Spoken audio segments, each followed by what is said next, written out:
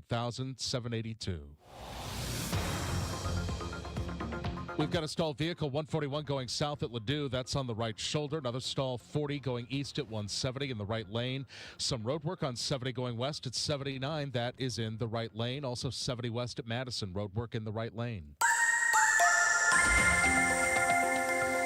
It's a pretty weather afternoon across St. Louis. Sunny skies, nice, though a little cool, a little breezy also from the northwest. We'll top out at about 68 degrees. That is a touch below average. Tonight, clear skies.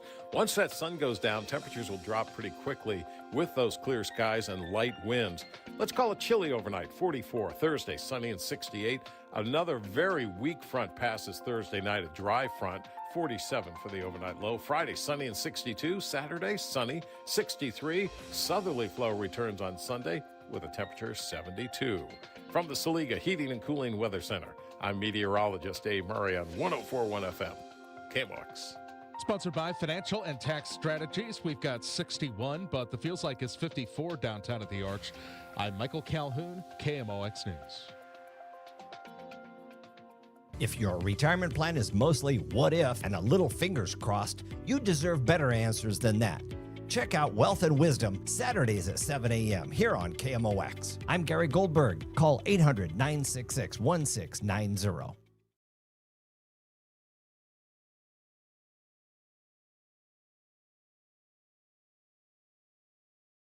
The Dave Glover Show is sponsored by the Michaels Flooring Outlet, the flooring experts. IGotFloored.com.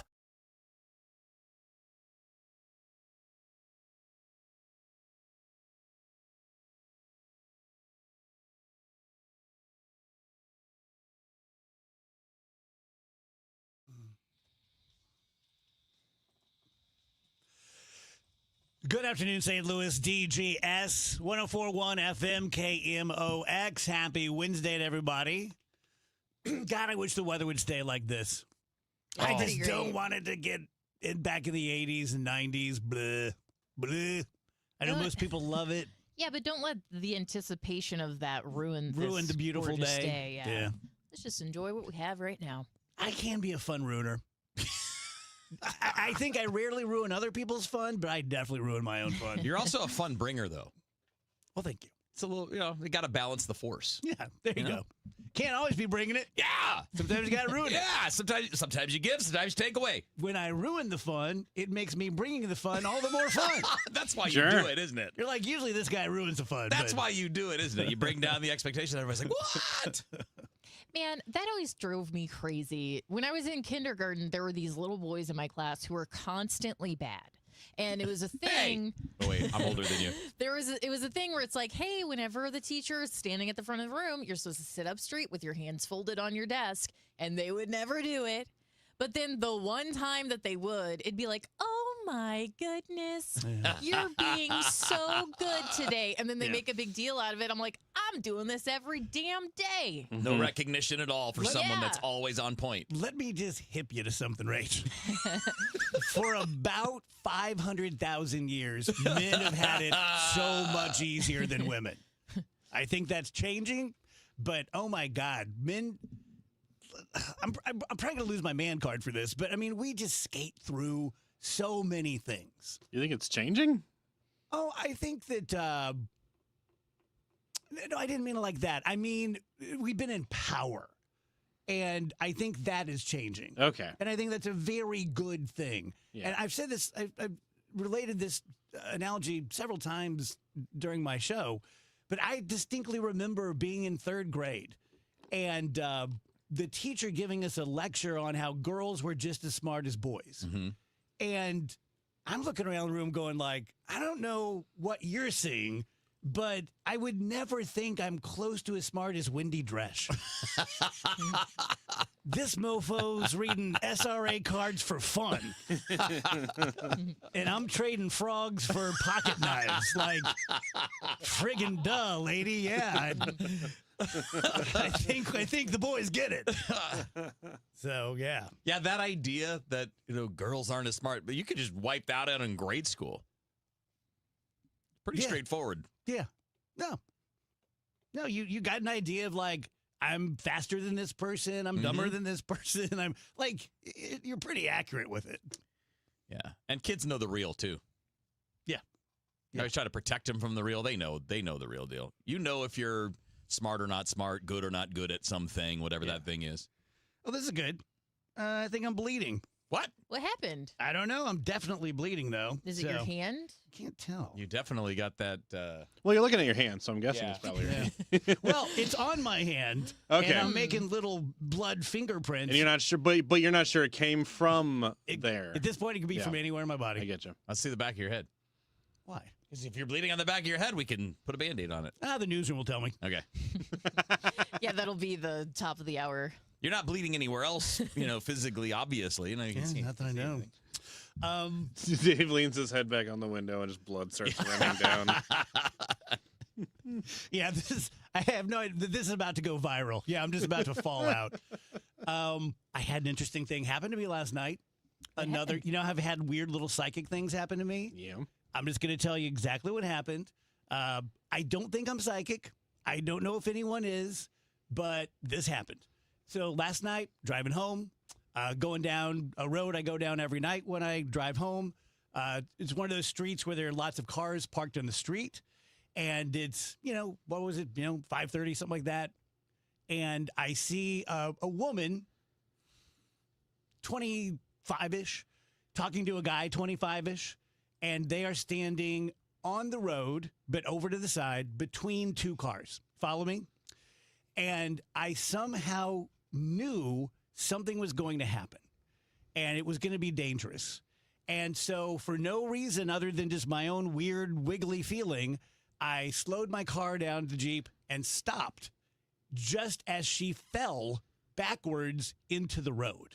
Whoa. And I think she stepped on something. She stepped back and stepped on something, and she just went ass over tea kettle into the road. And then, the guy helps her up, and she looks up and sees me there and thinks that I stopped immediately when I actually stopped before she fell. Yeah, maybe you would have hit her if you wouldn't have stopped. Man, Kind of weird, huh? that's really wild. Yeah. Yeah. Your spidey senses were working. Yeah, for sure. So anyway, this is a medium show now. Yeah. Call in. Yeah, call in. I'll read you. All I know is I'm hearing that. I'm the bleeding weedium. I'm the bleedium. All I know is I'm hearing that, and I'm hearing that story, and I'm supposed to think that women are smarter than men? Come on now. Falling all the time? Oh, jeez. I'm joking. I'm just joking. We just left you hanging. Oh, Didn't no, really- he's serious. He talks like this off the air all the time. And it's high never time the ends. audience knew about it. Never ends. I'm sick of it, frankly. Well, that's crazy, Dave. Yeah, pretty crazy. Yeah. Maybe Were it you was- able to... Did she need help, or did you just... No, she the guy helped her up, and they were both laughing, and they, went back to talking, but I'd have straight up squashed her if I was going to say, so you do think you would have hit her if Well, you she had fell kept... into my path. Okay. Yeah, she may have fell a bad place into to my fall. Jeep. But Right, not in front, but maybe. Yeah, either way. Yeah, Not good. great. What happens if you trip? If you fall and hit a moving car on the side of it? Yeah. Like bonk on it? Yeah. Is that worse than it would be if it wasn't moving? Yes. Okay. Yes. Yeah. Yeah. Okay. yeah. I didn't know if that was a stupid question, but I never made it to physics in high school, so I don't. There's lots of stuff I don't know. I never made it to Algebra 2 in high school. I remember walking by in the Roxana School District. We had labs. I'm sure everyone had labs, but we had laboratories where the smart kids would take physics and stuff like that. And I never even darkened a doorstep. I didn't even feel like I was worthy to walk in. I had to hope that they would cover it on MythBusters. That was my only hope of learning anything about physics. Doug, an engineer, says if the car's moving, it's worse. He's an engineer, so he knows. Yeah. Oh, I thought you meant legally. No, I meant does it hurt worse? Does it cause more Yeah. damage? Yes. Yeah, I would More think kinetic so. energy. Okay. Plus, you're scraping down the moving car now. And Well, all then that you're kind of also Yeah. it's going to affect how you fall. You won't just be falling straight. You'll spin off balance. Yeah. Makes sense. Thanks, Doug, the engineer. Yeah. Engineer. Not the, We and. appreciate it. Good Surdy points out women's intuition is a real thing. Is it? That's what they say. Well, I've always been very feminine, so. Well, yeah, I was like, are they wasn't the talking about Dave's implication. intuition? No. I don't think that was the implication. Rach, how many times have I said that to you? That you're girly? Yeah, I don't think I'm girly. You're like, not swishy, girly, I but just, I mean, Dave is one of my best girlfriends. yes. Like yes. he's in many ways, you are in touch with your feminine side. Yeah, I've never In a good way. I've never been in a relationship with a woman who out-talked me. In fact, most of the relationships did it like this. Look, you're cute and funny, but I can't take all the talking. I can't take all the feelings and all the let's work this out. Like, I'm just out. So, I mean, if that's the Wheels, metric. you know how it is, right? Yeah, I was going to say, if that's the metric. I've never met a person that talks more than me. No. The only people that are close are in my family. Yeah, but that's different, though. I'm talking about feelings. Oh. Or like, half the stuff I have in my show sheet right now is Yeah. existential stuff. Huh? And I feel like I have to kind of sneak it in. But if I could just do anything I wanted for 4 hours, it would be all Bigfoot, astrophysics, Yeah. and stuff like that. Yeah. So, That's cool stuff. yeah, but no, like I'm talking about in a relationship, talking about the relationship. Okay. Yeah. My intuition is, I've never been in a relationship with a guy, but my intuition is, and I think the stereotype is, that guys are like, oh, okay, right. Okay, I won't do that again. Why did you just impersonate me? And I'm like, I know we've been going for an hour and a half, but let me get a bowl of soup because I got more stuff for you. But he knows dudes are like, let's go. Yeah. That's all I had. All right. That's a good show. Let's predict some more stuff. Yeah. Someone do something dangerous and see if Dave will be able to tell. I'll go first. Andrew, you just start running around the office, Let's all find where we're bleeding from. and I'll try to predict when you're gonna fall. If it won't take long. Yeah, I'm thinking it's a paper cut. Okay. Where Yeah. can we locate the source yet? I think it's my pinky. Yeah, I think I see A it. little paper cut or yeah, something. that's what I'm making all my little, Oof. Ouch. my little blood dots with. Dave's making art over there. Does it hurt? Yeah. Like now that Honest you know to God, about it, Dave, does it hurt? Yeah, You should put that up somewhere like the banana dude did and see if somebody See will if buy someone- it. Yeah, Hey, but if a banana can be $1 million, this just guy taped to the wall. Guy bled for this show. Really quick segment because I don't want it to go the wrong way, but I saw a couple of Kevin, you brought this up too about someone grabbed a guy's butt or a guy's wife's butt Yeah, and he yeah. clocked him. Yeah. And I saw a couple videos like that last night, and it's like, if you could commit any crime, what are you most likely to commit? And I'm thinking that's probably my most likely. Yeah, I would agree. Yeah. Where you're in the heat of a moment and you like hit somebody or whatever, Yeah, I don't think and they fall and get hurt. I or don't whatever. feel compelled to steal something. Right, I don't right. feel compelled to murder someone. But Right. every now and then, if you could give someone a poke in the nose. Yeah. Well, that video is interesting because the one I'm speaking of, there's a bunch of them, right? But this is a guy in a bar and a drunk guy walks up to his wife and grabs her butt. Yep. And this guy cold cocks the guy. He's a UFC fighter. Sucker. Yes. And he's a big man. You can Yes. tell he's a very big man. And he sucker punches the drunk guy. You could kill somebody that way. I don't know if I'd say it's a sucker punch. Well, I mean, the he guy's was not looking at him. expecting it. The guy's clearly drunk out of it. Like, he's not paying attention. He didn't see the punch coming because he did nothing but stand there and take it right in the face. Yeah. But I understand the guy doing that, but you just put yourself at risk. Because if you kill that guy, you're going to jail. I mean, I'm not even kidding. A friend of mine from high school was killed that way. Wow. He was a soccer referee at a men's league game. One of the players got pissed off and sucker punched him, and it killed him. Wow. He died literally a day later in the hospital from one punch. How old was he? At the time, he was in his 40s. It was probably close to 10 years ago. Damn. I mean, it's one of that's super dangerous. I understand, though, wanting to go confront that guy and do something. I mean, they just sexually assaulted your wife, which is going to get a reaction from you. But what I thought was interesting on this story was it was very much a debate. Is he right or is he wrong? Is this okay or is it not okay? And they're just people fighting. And I think the problem is we're not talking about the details and the nuance of it. Would it be a right to confront that guy and shove him and drag him out of the bar? Sure. Is it right to put your own life at risk by knocking him out and maybe killing him? Okay, I have a way to elevate this conversation when we come back. Deal. Okay, let me tell you guys about Stewie at Stewart's American Mortgage. I think I'm getting the point across, and what I don't want to do in this live endorsement is take a really salient, easy to understand message and surround it by a bunch of Dave Glover fluff and have you go, I'm not even sure what the guy's talking about. So I'm just going to bottom line it. No mortgage person within the sound of my voice they choose not to. No one within the sound of my voice will give you better terms or as good a terms as Stewie, because Stewie saves money because he's one of the only guys who doesn't employ commission salespeople, go out there and, beat the ground and bring people in and, originate loans. He and his son do all of that. And because of that, he saves a good amount of money on paying commission salespeople. Rather than putting that savings into his bank account, he decided to use it to pay off your fees. And that's why he created the bagel loan, because the bagel looks like a zero and it's zero fees. There you go. And it's been great for him, and people get it, and they come in. He's done several mortgages now already. It's only been like 6 weeks for DGS fans.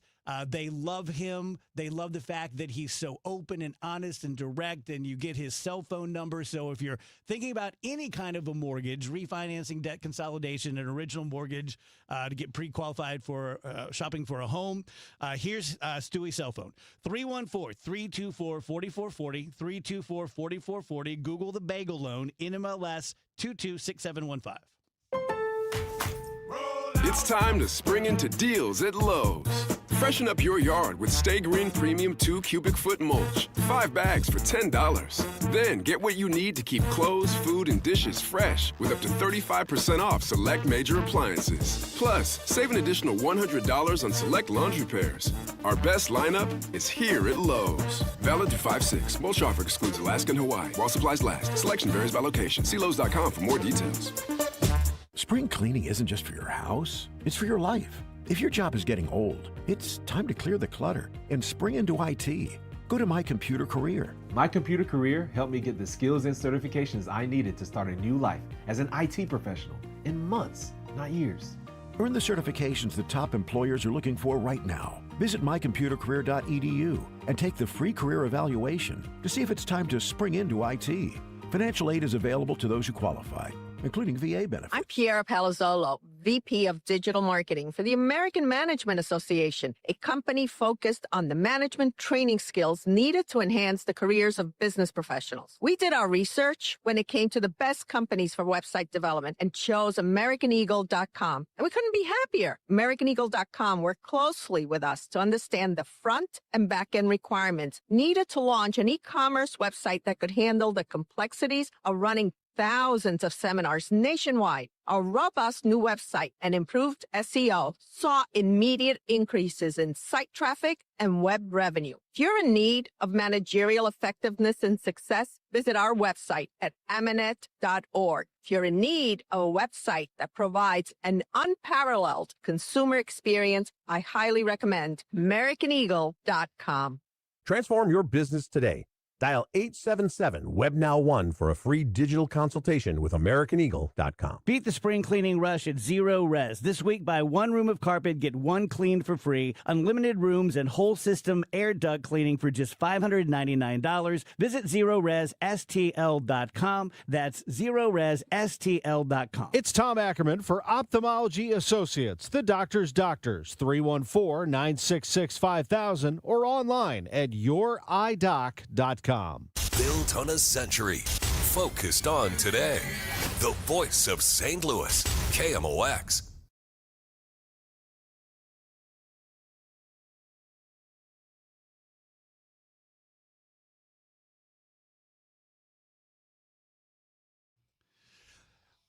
Welcome back, DGS on KMOX 123.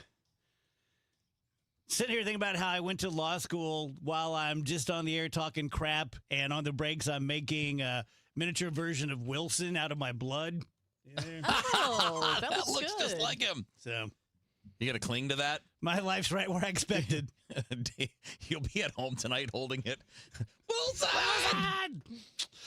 Okay, so we're just talking about, like, hey, if you could commit any crime, what would you do? Here's a more realistic thing. What's going on in politics right now, and after the assassination attempt, and the Republicans said, hey, you got to be better. You got to stop the rhetoric. And the left's like, whatever, F you, you're the ones with bad rhetoric. But anyway, I think we all agree that we let our baser instincts take over sometimes. And we say things that we regret. We do things that we regret. And here's my question. Isn't it weird, or maybe it's not at all, but it seems sometimes weird to me that humanity, to be a quote-unquote good person, which we all kind of define our own way, but we have kind of a general. To be a good person, you have to, for some of us more than others, but all of us to some extent have to intentionally and willfully suppress what our instincts are. And that's weird to me. Yeah. Like a fox doesn't suppress its instincts that I know of. You just... If they do, we don't know it. Just go be a fox. Right. But for humans, and I'm sure it's just, the complexity of our brain or what have you, but I think it's an interesting concept that to be accepted in society as a good person, a lot of it is about not doing things you really want to do. Yeah. Makes sense. Toning down certain things. But don't you think a lot of those instincts are actually like your response to various traumas you've collected, like through your childhood and through your life? Good point. Because I don't really, if someone is like real messed up, I always assume there was something bad happening early on. Like I really hesitate to be like, they're evil. They're doing evil things, but like who is just born evil? Yeah. A lot of it is just you're right, Dave, we have such a complex like psychological system and things get messed up. Some of the levels are much higher on some things for like even the people in this room than there are for others. Like we've all had different experiences in life. We all have different struggles with different darker parts of our personality. So I don't really look at it as like, I have to suppress who I am at my core, but maybe I have to suppress who I've become because of what I've been through to try to get to a better place. All good points. All fair, all true. I think what I'm trying to get at, and I'm not doing it very well, is that we don't judge squirrels. They're who they are. Yeah. But we judge us.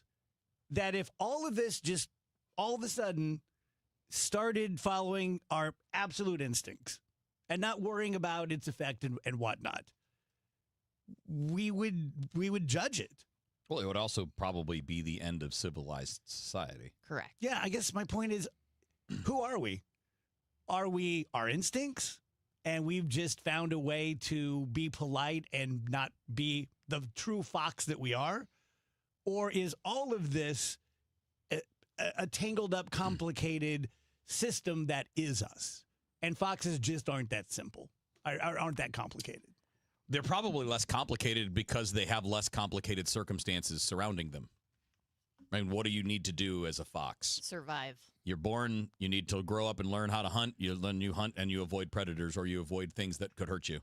Like really, that's why so many things that's why we don't really truly have a great read on wildlife, because a lot of what they do is a simpler version of what we do, right? They don't have mortgages. They don't have, college payments. They don't have a lot of the things that create extra.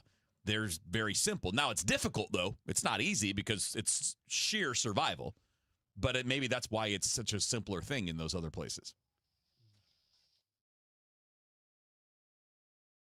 Before YouTube DIY videos, before skip ad, before don't forget to like and subscribe, there was KMOX. And this Saturday, we're still at your service.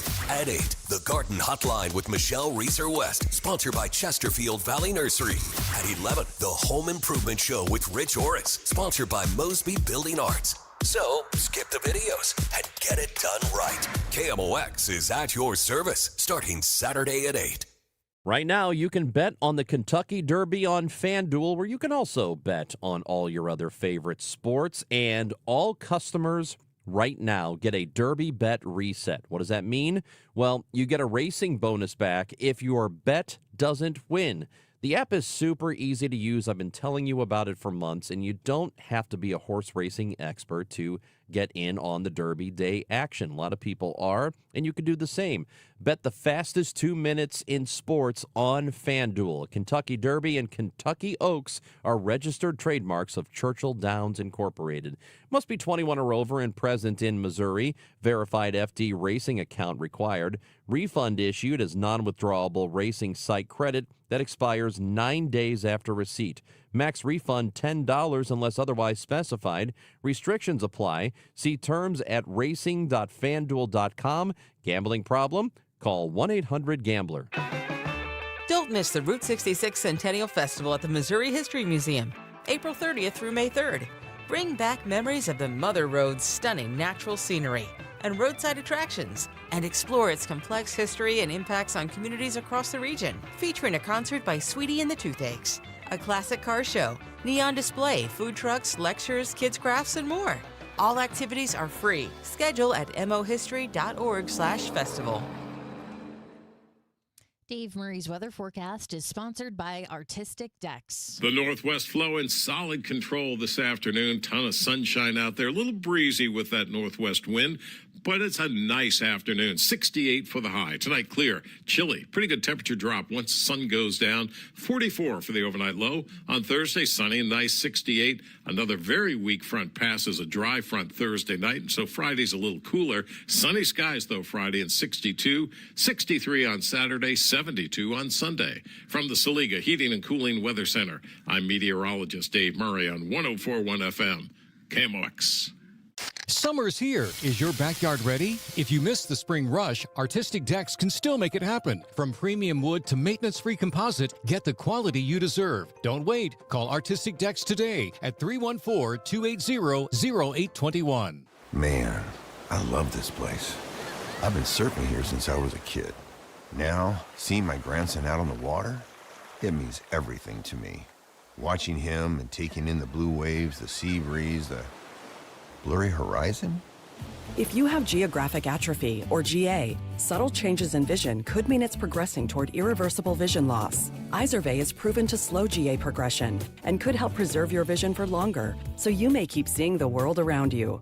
Izervay, or avacincaptad pegol, is an eye injection. Don't take it if you have an infection or active swelling in or around your eye. Izervay can cause eye infection, retinal detachment, or increased risk of wet AMD. Izervay may cause blood in the white of the eye, blurred vision, or a temporary increase in eye pressure. Do not drive or use machinery until vision has recovered after an eye injection or exam. Ask your retina specialist how you can slow your GA with Izervay. To learn more, call 1-855-IZERVAY or go to izervay.com. Paid for by Astellas Pharma. Summer is on the way, or should I say the heat in St. Louis, it's on its way. Be here before we even know it. If you haven't had your air conditioners checked and set up and ready to go for this cooling season, or if you were told you might need a new one, or you just think this is the time of the year, this year is the time to just go ahead and replace it. Prices are down, 0% financing is available. It's still the best time to call me. Don't put it off. One easy number in Missouri and Illinois. It is 314-293-2600. Again, that's 314-293-2600 in Missouri and Illinois, or on the internet, bartinman.com. That is Bart with a B, Inman with an I.com. God bless. Tonight, the Cards, the Pirates. Ameren Total Access 445. First pitch 540. Cardinals Radio. 104.1 FM KMOX.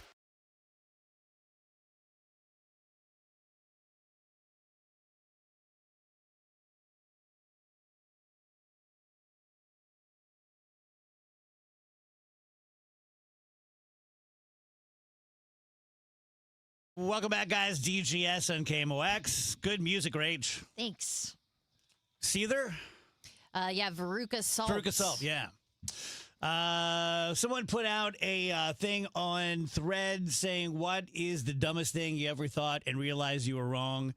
And I got a list of them here, and I have 3 of them on this list. I bet I have more than that. I doubt it. I don't know. I think some really dumb stuff. I thought the person who read the disclaimer during commercials just talked super fast. Then I learned that they sped up the audio. Reasonable. Yeah. I didn't think that, but reasonable. I thought that until I was in this industry. Okay. And I learned about speeding up people talking. Here's one I did think. This little piggy went to market, was not going to the grocery store. No. He was going to be food. Yeah. That's not dumb, though, because, like, what little kid is going to be like, that's oh, right. yes, they're going to the market to be Plus, butchered. They were sending it to be food? We don't. You just figured that out now. We don't. No, he's going to the market with his mommy and stuff. We don't speak the language that was spoken then. Market then was where you went to get your chicken for the day, your food for the day. I mean, we think of it as a grocery, right? But we think of it as like going to a grocery store as opposed to a slaughter place. Into before times. When we say go to the market now, we don't mean like the market where they're going to kill the animal. Right, yeah. One guy thought McGraw-Hill textbooks were made by Tim McGraw and Faith Hill. That's cute. One guy thought Elton John was blind because he always had sunglasses on. Understandable. Here's another one that applies to me, and I feel kind of dumb about it. When you're told not to operate heavy machinery with certain medications, they mean cars, and this guy always assumed they meant like bulldozers. I also did. Yep. Me too. Right here. That's what I thought. Me too. Yep. Me too. I was like, I had no plans of it. Same. I was like, well, good to know. I'm not really too worried about I it. think they mean bulldozers too, but, but anything with a big engine, yeah. Cars, no. Bulldozers, fine. Yeah, you're fine on a bulldozer. It's fine. Here's a pretty bad one. I thought that the Mount Rushmore faces occurred naturally. Yeah, that's special. That's tough. Yeah, that's different. That's really good. I thought Jimmy Buffett and Warren Buffett were the same person. He got really rich off the Margarita song. I can get that. That's funny. I thought every song played on the radio was being played live. That's pretty bad, too. That might be the worst one. I'm trying not to be judgmental, but all these I'm like, idiot. Yeah, he just got bands just in studios like, all right, you're up, Aerosmith. You're up in New York. You're playing again in 90 minutes. And in 10 seconds, you're going to be up in Paluca, Kentucky. Here's the last one that I was not only wrong about, but I really look stupid in front of my daughter. Apparently, narwhals are real. Oh, yeah. Yeah. The, like, whales with a horn. Yeah. There was one on Elf. And Phoebe was talking about, I'd love to see a narwhal one day. And I said, honey, let me do you a favor. I don't want you to get embarrassed.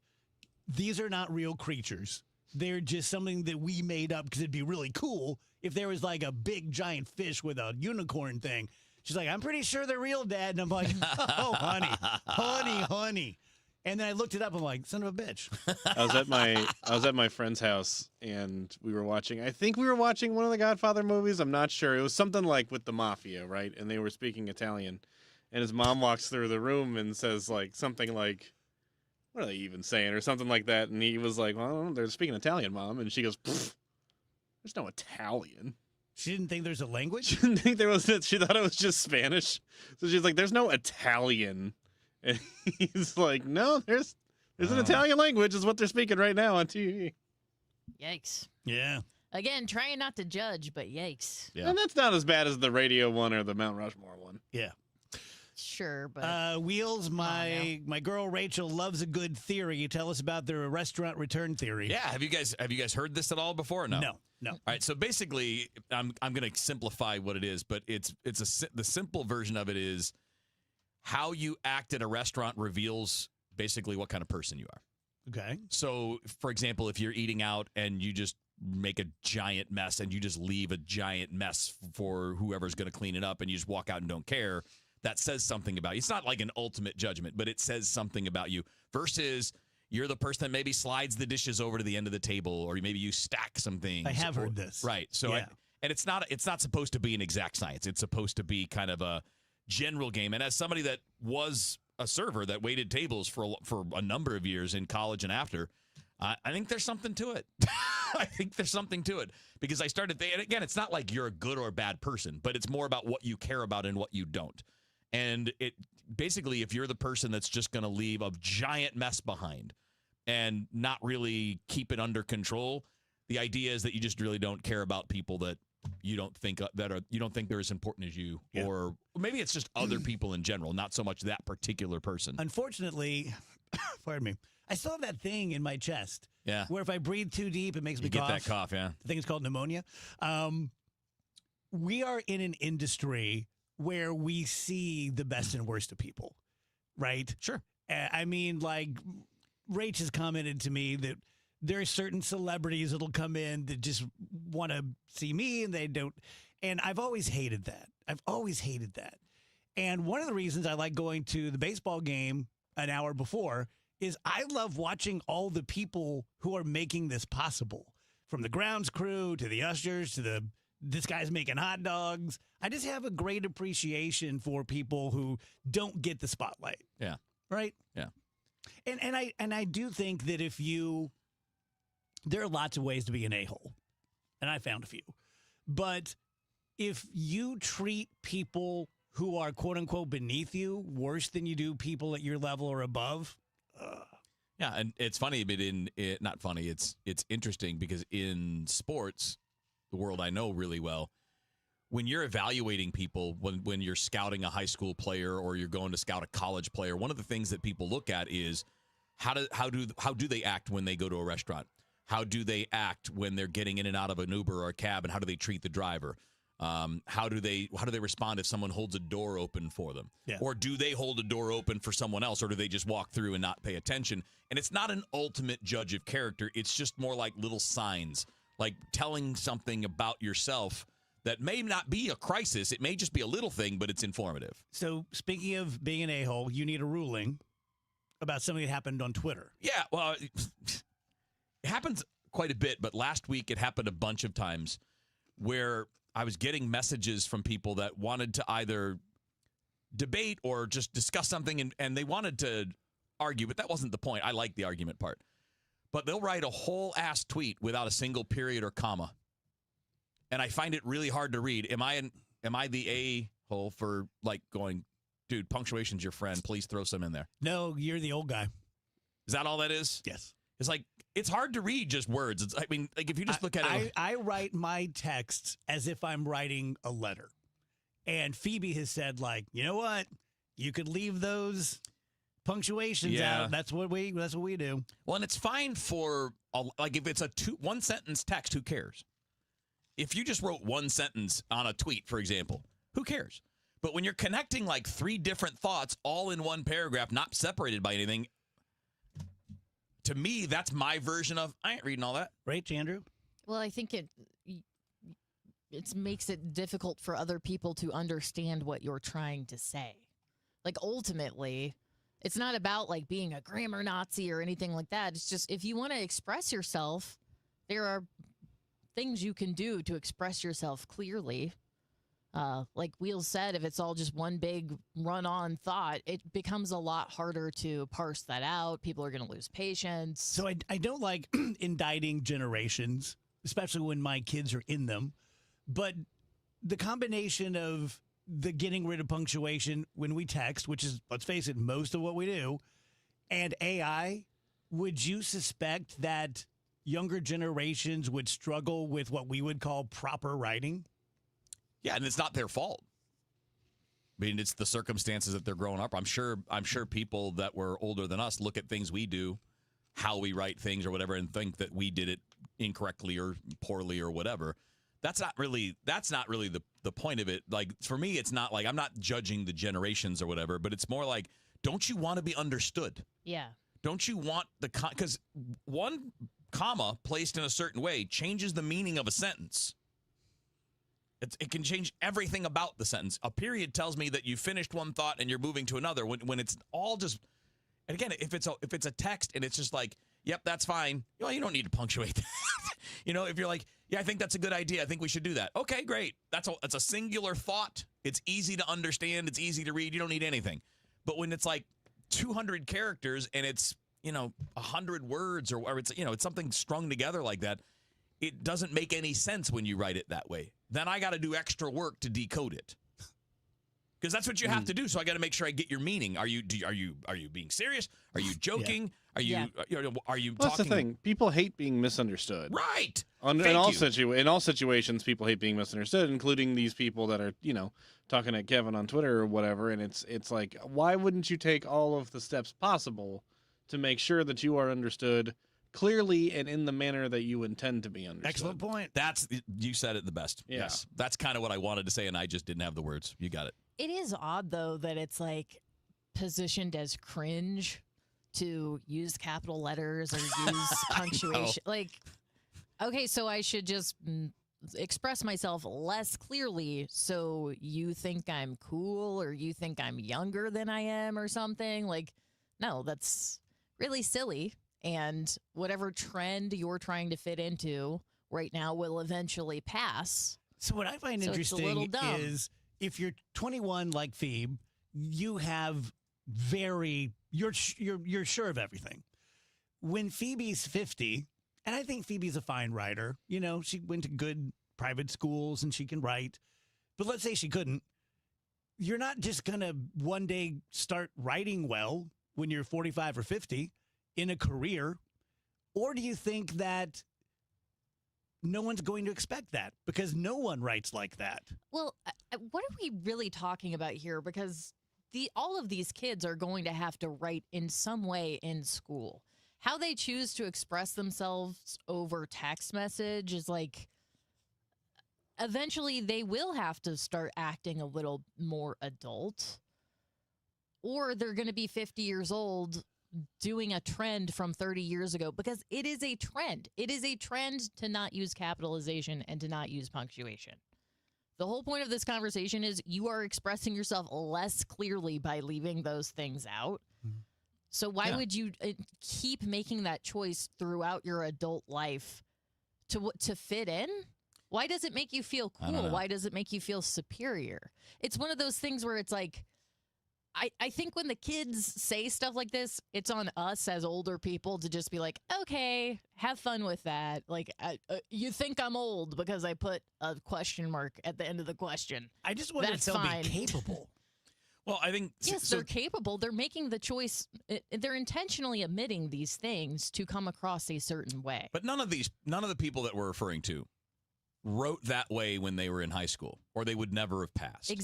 Yes, you just summed it If up. they went to Thank you, college, they didn't write that way, or they never would have gotten through college. So we know that everybody doing it has the capability. And it's one thing if you're doing it with a group of people you're familiar with. You got a group text with your friends, and everybody's that. Fine. There's a difference between that and communicating with the whole ass outside world. And that's where it's kind of like, and again, if you're in your own ecosystem and you're doing fine, who cares? That's not the point. But when you're trying to, in this case, go on a public platform and tell someone that they don't know what they're talking about, you immediately undercut your own credibility when you can't put a period or a comma in a whole paragraph. Because now I'm thinking, well, I mean, you're not even taking the time to do the most basic thing. Why do I think you took the time to actually pay attention to the thought that you're trying to put out there? We're late for a break, but quickly, what do you do when someone sends you a tweet like that? Well, usually I just answer it, and then I'll throw in a snarky comment like, punctuation's your friend. It will really help, and leave it at that. How's that go? Although sometimes you get an answer, sometimes you don't. Sometimes you get the, well, that's not the point. Like, I know it's not the point. I'm just, if you want to do this, if you want to engage, it's great. It's fun. I enjoy that. But you're not making your point clearly. Because what you're writing doesn't make sense. There's a reason those things exist, because they help us understand the full meaning of what you're saying. See, you're always coaching. Tell you guys about Mike and Michael's Baths. And let me take this approach. I haven't really done this yet, but Mike versus the national companies. Michael uses all made in the USA products. Maybe that doesn't mean anything to you. Maybe it means everything to you. But he does, and it's my understanding that they don't. Michael is local. They're not. All of Michael's employees are local. You're feeding, 10, 12 families when you use someone local like Mike. Mike's been in the construction business for 30 years. He's been doing nothing but bathroom remodeling now for about 10. their price is going to be X, and our price for the same bathroom is going to be 30 to 50% less than X. We're always going to be much less expensive than the national companies. So you get local, you get to feel good about that. You get a guy who's local who gives you his own cell phone number, completely responsible, and accepts all the responsibility for how the job goes. You have someone using made in the USA products versus someone who's not. You have someone who's going to do all that for 30 to 50% less than the other guys. That seems like a pretty good wall of decision-making to go with Mike. Right now, you can get a free rain shower head, or you can upgrade a safety feature like grab bars or a built-in seat. 636-775-0800 or michaelsbaths.com. Get ready to laugh out loud, St. Louis. The outrageous Broadway hit Spam-A-Lot is riding into the fabulous Fox Theater May 5th through the 17th. From the twisted minds of Monty Python, this Tony Award-winning musical brings you killer rabbits, dancing knights, and non-stop hilarity. It's the legend of King Arthur like you've never seen it before. More information can be found at kmox.com/events. Working full-time but still falling behind? Learn how real estate education can help you build income and get ahead on your terms. Text radio to 88007. That's RADIO to 88007. Presented by Lifestyles Unlimited. Wait, everything on this IHOP value menu is just $6? I told you it was amazing. A huge plate of pancakes, bacon, and eggs is just $6. Wow. There's also French toast, a ham and cheese omelet, and oh, they got a BLT and fries now. Okay, we're coming here every day. You don't have to tell me twice. Feast for just $6 with the IHOP value menu. $7 in some locations, available every day for a limited time at participating restaurants in the U.S. Hours may vary. No substitutions. Not valid with other discounts or promotions. Prices may vary. Siteman Cancer Center Spotlight, and we are discussing esophageal cancer with Dr. Raymond Jin. Curative, that's a complex decision that involves what we call multidisciplinary care. So that involves a surgeon, a medical oncologist, radiation oncologist. So you need the expertise, and that's something that we have here at Siteman, especially geared for these esophageal cancer patients. Siteman Cancer Center, national leaders in cancer. Visit siteman.washu.edu. This is Congressman Bob Onder. Americans demanded border security, and House Republicans delivered. According to the Department of Homeland Security, for 10 consecutive months, U.S. Customs and Border Protection has reported 0 illegal aliens released at the border. I'm proud to have worked with the Trump administration to secure our southern border and uphold our immigration laws, and will keep fighting to advance strong policies that protect Missourians and keep America safe. Paid for by official funds authorized by the House of Representatives. I'm Dan Morgan of Morgan & Morgan. Last year, millions of people called us for representation. Why? Because trust grows when you win, and we've won a lot. Over $30 billion and counting. When you call America's largest injury law firm, you're calling a family. You're calling an army, our army. You're calling somebody who will fight for you. Injured? Let our family fight for your family. Morgan & Morgan, forthepeople.com. The choice of a lawyer is an important decision and should not be based solely upon advertisements. Past results afford no guarantee of future results. Every case is different and must be judged on its own merits.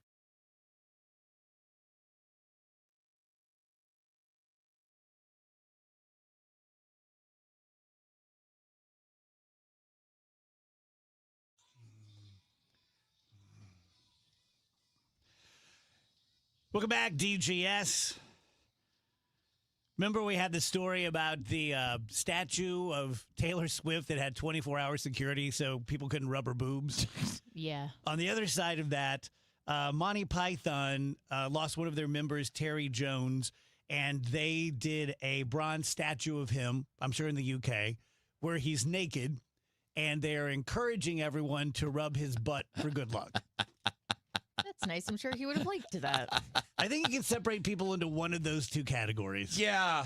Well, it's a lesson on consent, right? I don't think Taylor Swift wants you grabbing her statue's boobs, and that gentleman would probably be thrilled with the butt grabbing. Yeah, I think the difference is also like who the people are, right? When you're talking about somebody who did silly things for comedy and made people laugh by falling, making jokes, butt slaps, whatever, that's a different thing than someone who's just a pop star. Good points. And I don't think anybody's going to creepily go grab that guy's butt. Mm-hmm. Where a lot of what you'd be doing if it's a Taylor Swift one, that's got a vibe that's a little off. Mm-hmm. I know maybe our interpretation of that is what's off, but it seems to be pretty obvious. Oh, can I take up, for the first time in my life, Pete Hegseth? Oh. Rach, maybe you've seen this, that his wife is taking a lot of crap because she wore a Shein dress. She wore a dress that people are saying looks cheap, like she ordered it from Temu. You know what? F off. Yeah, no kidding. I thought the same thing. Like, what is the point of pointing that? So you want her to spend $5,000 on a dress? Like, what is it you want? I guarantee you, had she worn a $5,000 dress, people would be going after her for that. Yeah, there's times where people are just being mean and nasty, and that is a perfect example. Yeah. So what do you gain from saying this? Who is this helping? Right. What are you accomplishing? Yeah. You're just being a jerk. Yeah, that's why. I mean, like, this is like the Jimmy Kimmel joke, like the expectant widow joke. It's not funny. We've got people now following Mike Vrabel's wife and taking pictures of her when she's in public because her husband did something stupid. Why do we need to include family members? They shouldn't family. I mean, we used to have this idea that family members of the celebrity people were off limits unless they were directly part of a story. Yeah. Wait, what is the point of following Mike Vrabel's wife? I don't know. TMZ's posting pictures of her because she had her ring on when she was out in public, and it's like, leave her alone. Leave the family alone. And New York Post had a picture of Vrabel and his wife and his 2 kids, and they put it on the back page. Like, leave family out of it when it comes, like, especially in politics. We've always talked about this, right? I mean, leave Barron Trump out of it. Leave the Obama girls out of it. You know, leave any of the children of these people out of it, and their spouses too, unless they are directly a part of the story. Mm-hmm. Yeah.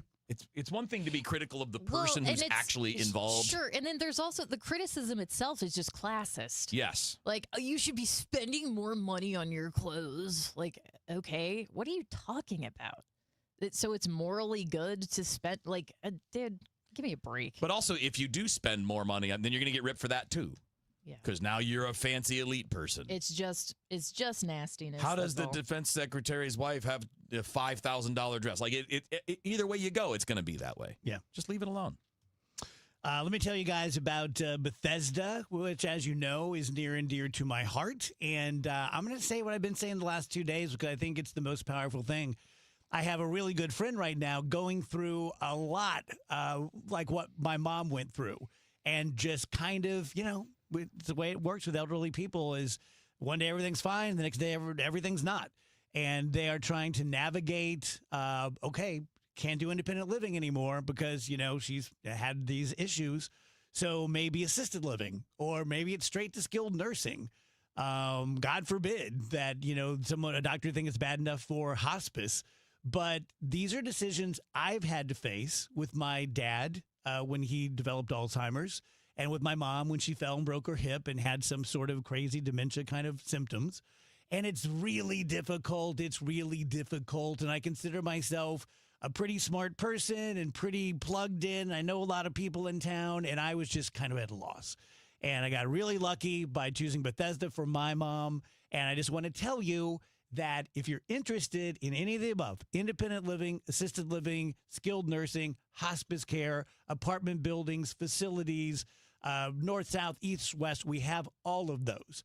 But if you really just need someone to talk to, like I could have used to talk to someone before my mom's placement, get a hold of my friend Michelle, who's been with Bethesda for 31 years, and she's a great person. Just go to BethesdaHealth.org. Go to the Contact Us button, click it, short little thing. Hey, Dave Glover, here's my number. Here's what I'm calling about. And they'll get right back with you. And whether you choose Bethesda or not, they will help you. That's BethesdaHealth.org. Hey, Missouri, it's game time. Start betting like a pro with the world's largest sports book at your fingertips. Hi, I'm Derek Stevens. I'm a lifelong sports bettor, and I'm the owner of Circus Sports. It's sports betting the way it should be, with high limits, player-friendly pricing, exceptional customer service, and more. Download your new bookie at circusports.com. The action starts now, Missouri. Experience the difference with Circus Sports. Bet like a pro. Must be 21 or older. Gambling problem? Call 1-800-GAMBLER. Your garage door is always there for you, rain or shine. Are you taking your garage door for granted? Is it screeching and whining for attention? Trust Overhead Door Company of St. Louis to keep your garage door reliable. Maybe the old weather stripping needs replaced to keep out the cold and hot air. Call Overhead Door Company of St. Louis, trusted here since 1926. For same-day service, call 314-781-5200 and schedule online at overheaddoorsstlouis.com. It seems like just yesterday when I captured my son's first steps or when we recorded his soccer games on VHS tapes. Those moments are gone. But the old home movies and pictures don't need to be. That's why my son created Legacy Box. That's right, Mom. Over 1 million families have used Legacy Box to digitally preserve their old home movies and photos. Simply fill Legacy Box with your old camcorder tapes, film, and photos. They will professionally digitize and send them back on DVDs, thumb drive, or the cloud. With Mother's Day around the corner, it's the perfect time to get your Legacy Box and save your family's history. After all, few things are as important as protecting your precious memories. Give your mom a Mother's Day present she'll never forget. Take advantage of our Mother's Day sale, which starts now. It's our best deal of the year. Save up to 60% off. Visit legacybox.com/radio and for a limited time, get an incredible 60% off your order. That's legacybox.com/radio for 60% off. legacybox.com/radio. Hey guys, we're going to take a quick break for the news here, and then when we come back, we will talk to author James Buffaro about his new book, Hampton Ave Chronicles. We'll also talk to Brad Young in the 2 o'clock hour, so keep listening to The Dave Glover Show. The trusted voice of St. Louis. KMOX AM St. Louis. KMOX FM Hazelwood. Always live on the free Odyssey app. At 2 o'clock, we've got some sunshine. Right now, 61 degrees downtown at the Arch. A lot of dissension among Federal Reserve members at this week's meeting. CBS's Jason Brooks has the details. The Fed did as expected and left interest rates unchanged in a range of 3.5% to 3.75%. And while Fed Governor Stephen Mirren was the lone member who voted for a rate cut, 3 regional presidents, Beth Hammack of Cleveland, Lori Logan of Dallas, and Neil Kashkari of Minneapolis, agreed with a pause but voted no due to new language indicating that the Fed could adjust the target range for the federal funds rate. It was the highest amount of dissent at a Fed meeting since 1992.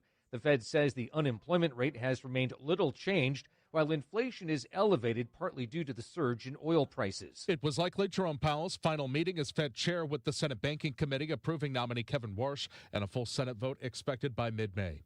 It started with a petition protesting a data center in St. Charles. Now there's a new citizens group hoping to continue constructive dialogue with city leaders. KMOX's Megan Lynch spoke with the founder. Stewards of St. Charles was founded by Scott Stratton Henderson. What we don't want to be is another loud activist group. Stratton Henderson is a college student who loves St. Charles and wants to help build the future. We want to provide actual solutions. We want to be a part of problem solving.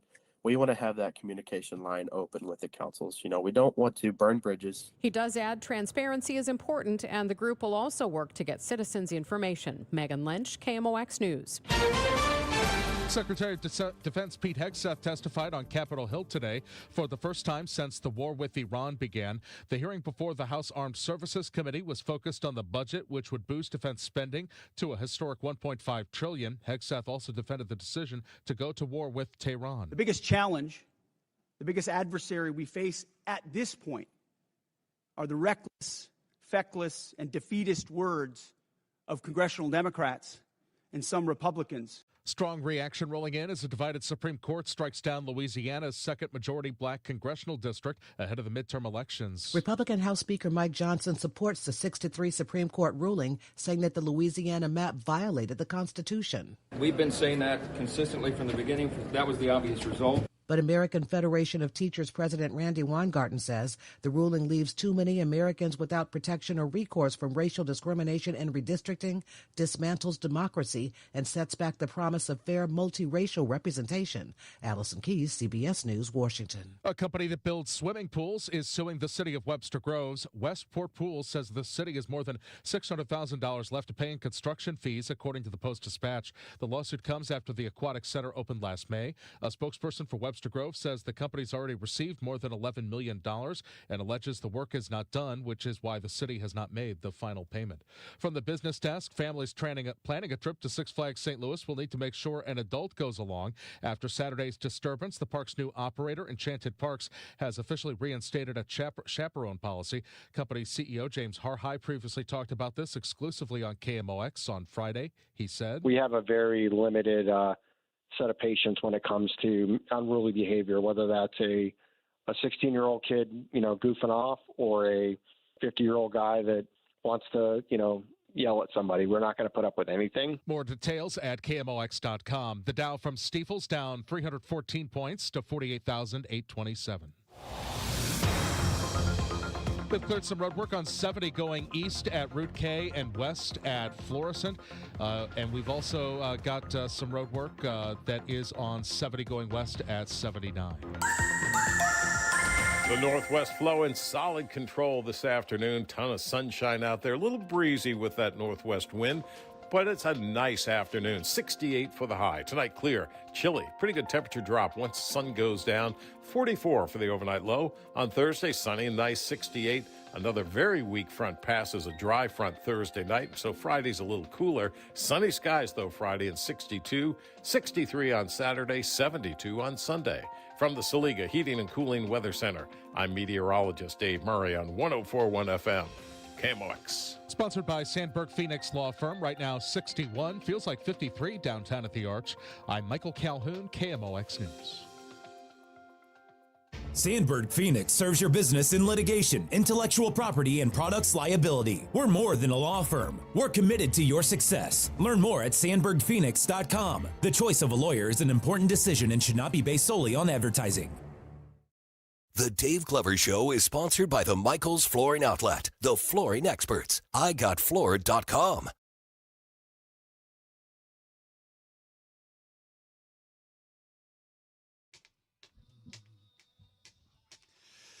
Welcome back, guys. DGS on KMOX, viewing this past 2 p.m. My next guest, I'm really excited about this. I learned about James from Debbie Monterey, and I've not read his book yet, but I'm really looking forward to it. He's the author of Hampton Avenue Chronicles.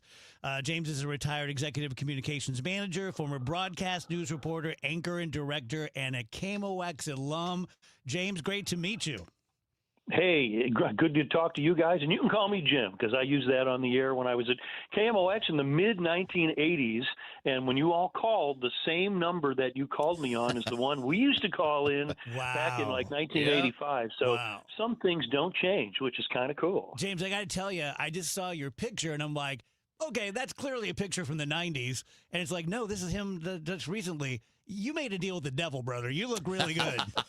That's the one good picture that I've taken, so I use it a lot. Okay? I love it. So I love that's it.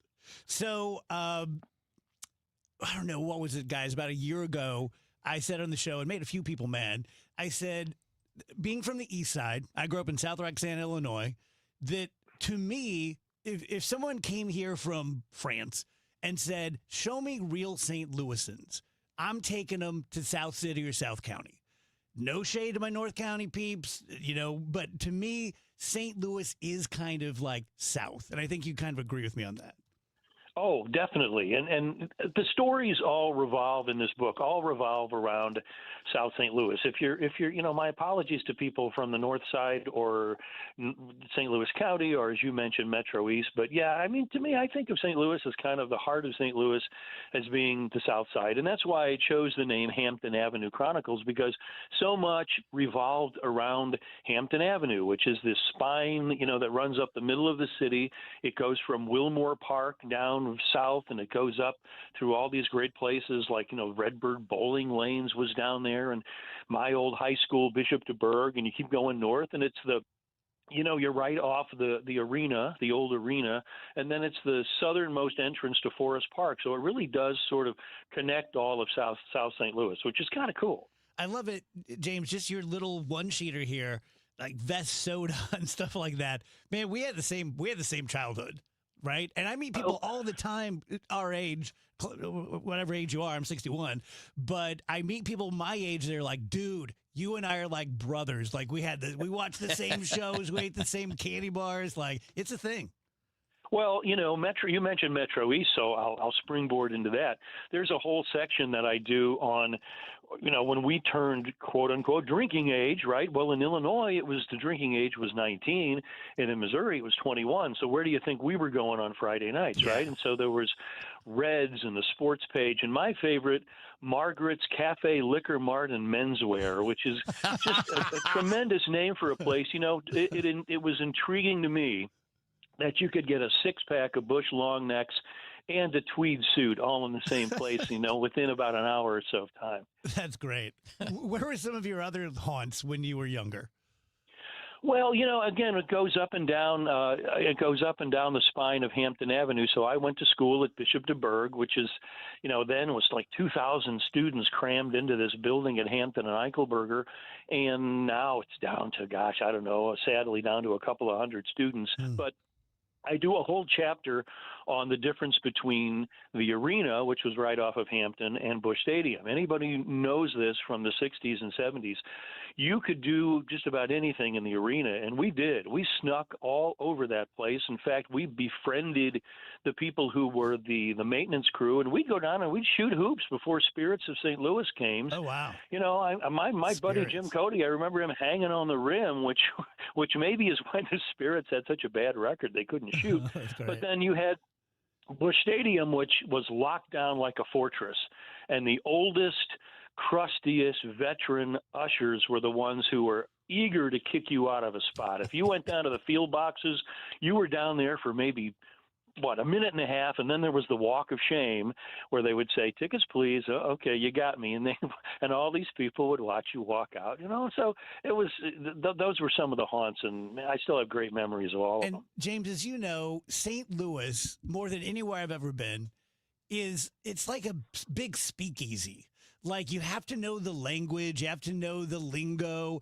My first blush of that was I went from South Roxana to WashU Law School, and I was at the High Point, and I was talking to a girl, and she said, "So where'd you go to high school?" And I was like, what a strange question. Like, I didn't know how far we're going to go back, right? I mean, and now I totally get it. Like, you tell me we went to high school, I can tell you 80% about you. Yeah, well, it's the high school, but there's a couple other ones. So I always tell people to repeat this sentence. If you can say, "Wash this fork in the sink so I can eat my corn," and it comes out, "Wash this fork in the zinc so as I can eat my corn," you're from South St. Louis. And then there's another one, which is really good, and this is really obscure. You walk into a room and you think there might be some St. Louisans who are maybe, Dave, our age. Just say, "What's the story, Larry?" And they'll know it's from the Larry Lampert auto commercials from the 70s that were on TV. "What's the story, Larry?" Yeah. And if somebody chuckles, you know where they're from. Yeah, I am, I get jealous of people. I have a lot of famous, rich friends I get jealous of. I never get jealous of people growing up somewhere other than here. I'm so glad I grew up here. Oh, yeah. Well, as I say, I wrote a book on it. It's just great memories of everything, and some were not so good. There's a chapter in here about how we bullied one poor girl, and there were a lot of heartache that went with stuff too. I had classmates who died very young, but most of the thoughts were very, very good thoughts. And just, I've had friends who've read this and they've said, it reads kind of like Andy Rooney reading a Wonder Years script. It's just kind of this weird amalgam of all these different things that you'll say, "Oh yeah, I remember that. I remember that too." So, Rach, you are openly a city dweller, a modern city dweller. Like, how does this resonate with you being there now? I think I would like to hear from Jim, like, whenever you're in South City now, like, what is it that you notice that's different, and what is it that you notice that you feel like is always going to stay the same? I tend to gravitate toward the places that I'm familiar with, but there are some new places. There are some restaurants that I just love. For example, in South City, there's a place called Ernesto's, which is, I don't want to give too many plugs. It's not why I'm here, but there's a couple of great restaurants on Mackland Avenue, and Our Lady of Sorrows is closed. One of the schools I went to, but it's still there. The building is still there. I find myself kind of going up and down Hampton and saying, "Oh, this is gone," and I lament that this is gone. But you know what? I'm sure there were people in the 70s who drove up and down Hampton Avenue and said, well, gosh, there was something here that was from the 1940s and it's gone. So, change is inevitable. And it's fun going back. I'll still go to Hodak's, and have my chicken and bush long necks. So, it's fun to get back. We're talking to James Buffaro, who is a KMOX guy back in the day, and he's written a book called The Hampton Avenue Chronicles. Wheels, how about you being a transplant from Detroit? How did St. Louis hit you at first? Well, it's exactly like where I grew up, just different names. It's almost exactly the same dynamic. You can pick there's what we would call the east side here wasn't across a state line, but it was just like the southeastern suburbs. But it's almost identical. It's almost the exact same dynamic because it's suburban life, and every little quarter is different than the others. So I know where the South Roxana is, where I grew up. I know where the Chesterfield is. I know where the South City is. It's very much the same dynamic. Yeah. And you know what? Everybody had a different name for it. But for example, the funky appliance guy on TV, we had Steve Miserani. I'm sure in Detroit they had the equivalent of Steve Miserani. It was Ollie Freder, yeah. Yeah, everybody had one of those. You weren't a big league city until you had a Steve Miserani, or you had, for example, like Corky the Clown. You always had to have, and there's some great Corky the Clown stories. Somebody's going to write a book about Corky the Clown one of these days, because I'm sure the stuff that we tormented him with in our third grade class at Our Lady of Sorrows, I'm sure pales in comparison to some of the stuff he had to dealing with little kids every day on that show. Jim, one of my classmates when I was in about fourth grade, made it on Mr. Patches, the birthday show. And I've never been that jealous in my life. Like, to meet Mr. Patches and now to know the history and to know who Mr. Patches was. And you're just kind of standing around one day and they're like, hey, why don't you be Mr. Patches? Like, I just love it. Yeah. Well, I don't want to give too much of the book away, but the story about Cliff St. James and Corky the Clown is they taped on a Tuesday night, right? So we're finished. We're a bunch of third grade kids, and we're standing on the news set, right? And it's about 9:30 or so, and we're waiting to get on our bus to go back to our school.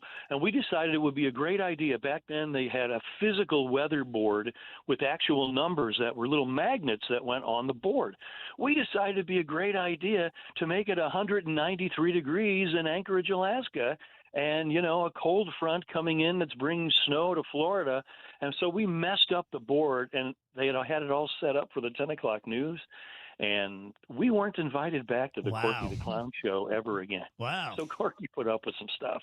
We're talking with Jim Buffaro. He's the author of Hampton Ave Chronicles. Jim, I apologize if you already addressed this, but is this your first book? Yes, it is. It is my first book, and it's an interesting experience. I wanted to do it. A lot of friends wrote books. Some of them are much smarter than I. Some of them are kind of, I don't know, I consider to be not as smart, but they all went through the process. And so I thought I would do it. And I started writing about business things originally, but somebody said, why don't you write about the stuff that you really find the most interesting? And so I kind of gravitated to this. I showed it to people, and they said, yeah, this is what your book should be about. So the book sort of goes from the mid-'60s up until 1979, and it starts with some things that were going on in St. Louis those years, and then transitions into, the really big stuff that was important to us as, 9, 10, 11-year-old kids. Jim, before we let you go, it's a fun book and a fun interview, but I would be remiss if I didn't ask you, St. Louis is struggling, as you know, and we're downtown, and downtown's kind of a ghost town a lot of times. What do you make of all this? Well, the intent was actually to get away from some of that and make it less, because you can get into a real rabbit hole and make it make it political and things like that. I would say this: people are, I know the Post-Dispatch is doing a thing on downtown right now. Think big. It's come to the point where I think we see the same sort of quote unquote solutions. Maybe we should do this. Maybe we should do that. We've been talking about that for 50 years, that I can remember. Somebody come up with something really big and unique that on first blush might say, wow, what a weirdo idea. But you know what? That has some merit. So think big would be the advice that I would give to civic leaders who are trying to rebuild St. Louis. Jim, where's the best place to find Hampton Avenue Chronicles? Well, the only place right now is on Amazon.com. So just go to Amazon.com and type in Hampton Avenue Chronicles, and it'll pop up there for you. Cool. Thank you, Jim. Best of luck. Thank you, guys. Take care.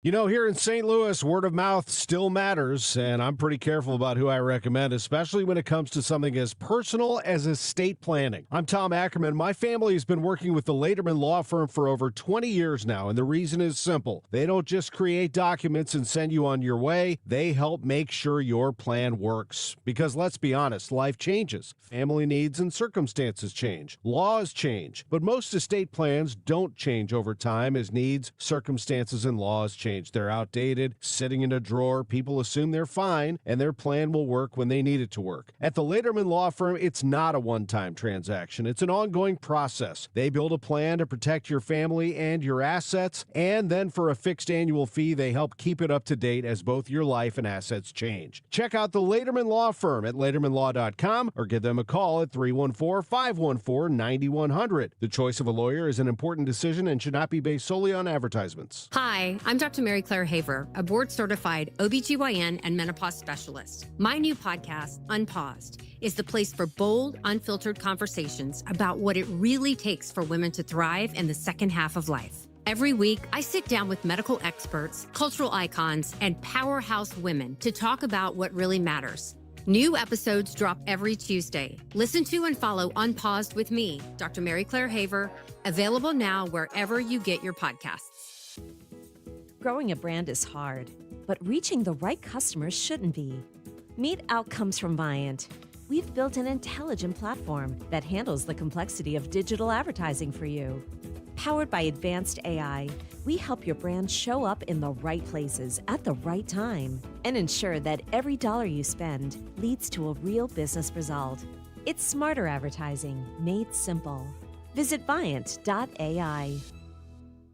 Mother's Day, celebrate her with something truly special. At P.F. Chang's, enjoy a 5-course celebration experience starting at just $89.99. Featuring premium entrees like New York prime strip steak tataki, oolong Chilean sea bass, and lobster and prawn fried rice, plus the bold signature flavors she loves. It's more than a meal. It's a celebration made just for her.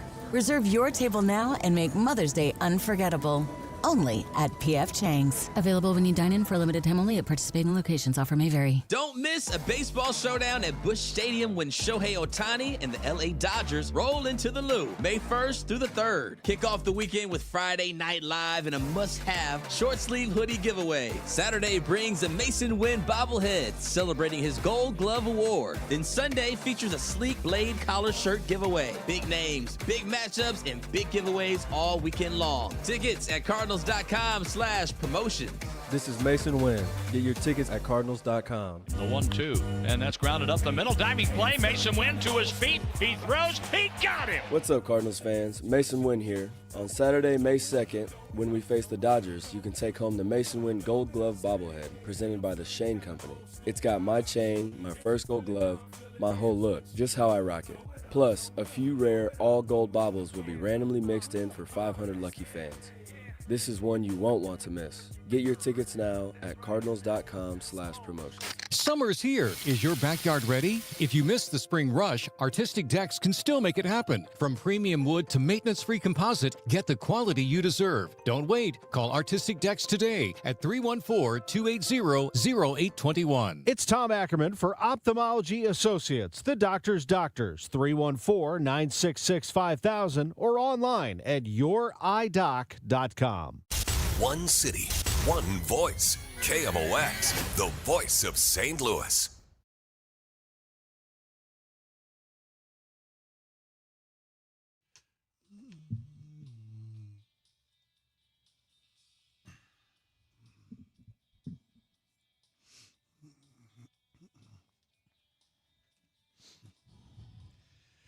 Welcome back, DGS.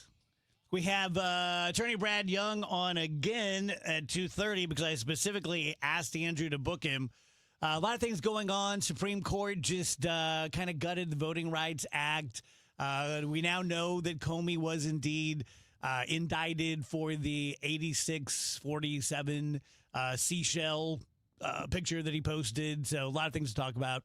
A few fun facts. Remember yesterday when we were like a minute and a half late and I asked if anyone remembered Shannon and Elizabeth, and Rachel's like, no. At first, I'm like, man, she really hates Shannon and Elizabeth. And then I realized, oh, wait, no. I listened to that like 4 times. You go, remember Shannon and Elizabeth? And she goes, no. She's already holding, it was like 55-50, and she's holding up a sign that says 54-50. No. And Dave's pivoting to a whole new topic. There are times where, like, I'm holding up the sign, and it feels like Dave is intentionally ignoring me. 'Cause I'll be like, yeah, and he's, like, turning more and more in the opposite direction. Well, it's worse than that. Half the time when you show me, so she'll hold up a sign. For example, my next live is Mosby at 2:43. And so when I'm in that section, 90% of the time, I got it, I'm ready to go, and she'll hold up the sign, and I'm low-key like, yeah, I know. Yeah. I got it. And then quit bothering me. And then something like that happens. Leave me alone! Where I'm not even looking at the sign. Yeah. I'm blowing. I'm like a guy coming around third, and the coach is like, stop. You're like, nope. I'm going all the way. It's a homer. Anyway, Shannon made $1 million her first week on OnlyFans. Wow. Right. Who are the guys buying this? Or, and girls. Who are the people spending their hard-earned money? I mean, I guess I'm assuming they have a giant crush on Shannon Elizabeth. That's step one.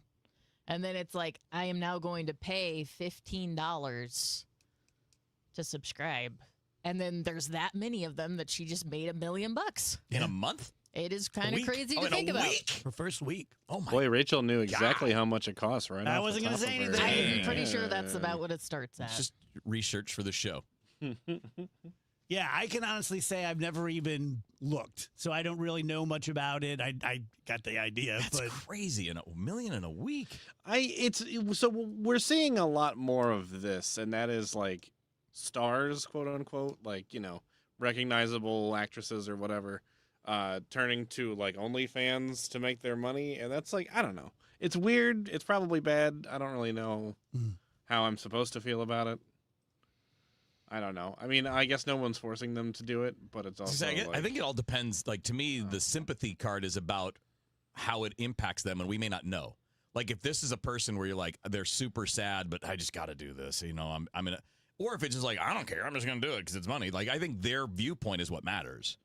But we don't always know what their viewpoint is. I agree. I think the danger with stories like this, where it's like, yeah, Shannon Elizabeth, $1 million in a week. Well, that's Shannon Elizabeth. She has a built. Somebody's been in movies. Exactly. She already has a fan base. Point. There are going to be a lot of people very excited to pay to see this type of content. The average young lady who's maybe been sold this fantasy of all you have to do is join OnlyFans and then you're going to be a millionaire too. It is not working out for the vast majority of these young women who are then putting themselves on the internet. That's very hard to take back once it's out there. So, I mean, I think people should be allowed to do what they want, but I do think the way this is marketed at times is false advertising. Definitely a different thing for someone who, she has to be almost 50 now, right? I don't know. Because that movie was in the 90s and she was a full-grown adult. She is 52. Okay, so I mean, like, to me, it's different when you're a full-grown person making a choice versus a 20-year-old. I agree with that. Yeah. For example, if you're 61 and you have an existing audience and you're okay being naked, man, how can you not do it? I would say that would be almost like a must. A woman was just convicted of using bees as a weapon on officers when they were attempting to evict her. She came to the door wearing a beekeeper suit and released bees. Jeez. Wow. That's creative. Hey, speaking of, it hurt my feelings when no one replied to my photo of the wasp in the group text. I didn't see it. It says, during his meeting with King Charles, President Trump reportedly showed a dead wasp he had found to the king. Isn't that interesting? And it's just an incredible photo. He's holding the dead wasp in his palm. He looks, oh my Lord, pleased as punch just so pleased with himself. Melania looks like she's gonna puke. Melania looks. She's holding her heart, and she's like, Oh my God. The symbolism of holding up a dead wasp to the head of white Anglo-Saxon Protestantism is unfreaking real. Yeah, if he were trolling him, it'd be genius. It is the greatest mafia threat. Well, you guys can see in the foreground here, there's a jar with what appears to be honeycomb in it. So Charles and Camilla are avid, they're really into bee stuff. Yeah, I think that is a bee. I don't think it's a wasp. The person that wrote that thing is a little off, but yeah. But he was very happy to be able to share this moment with That's the king. Incredible.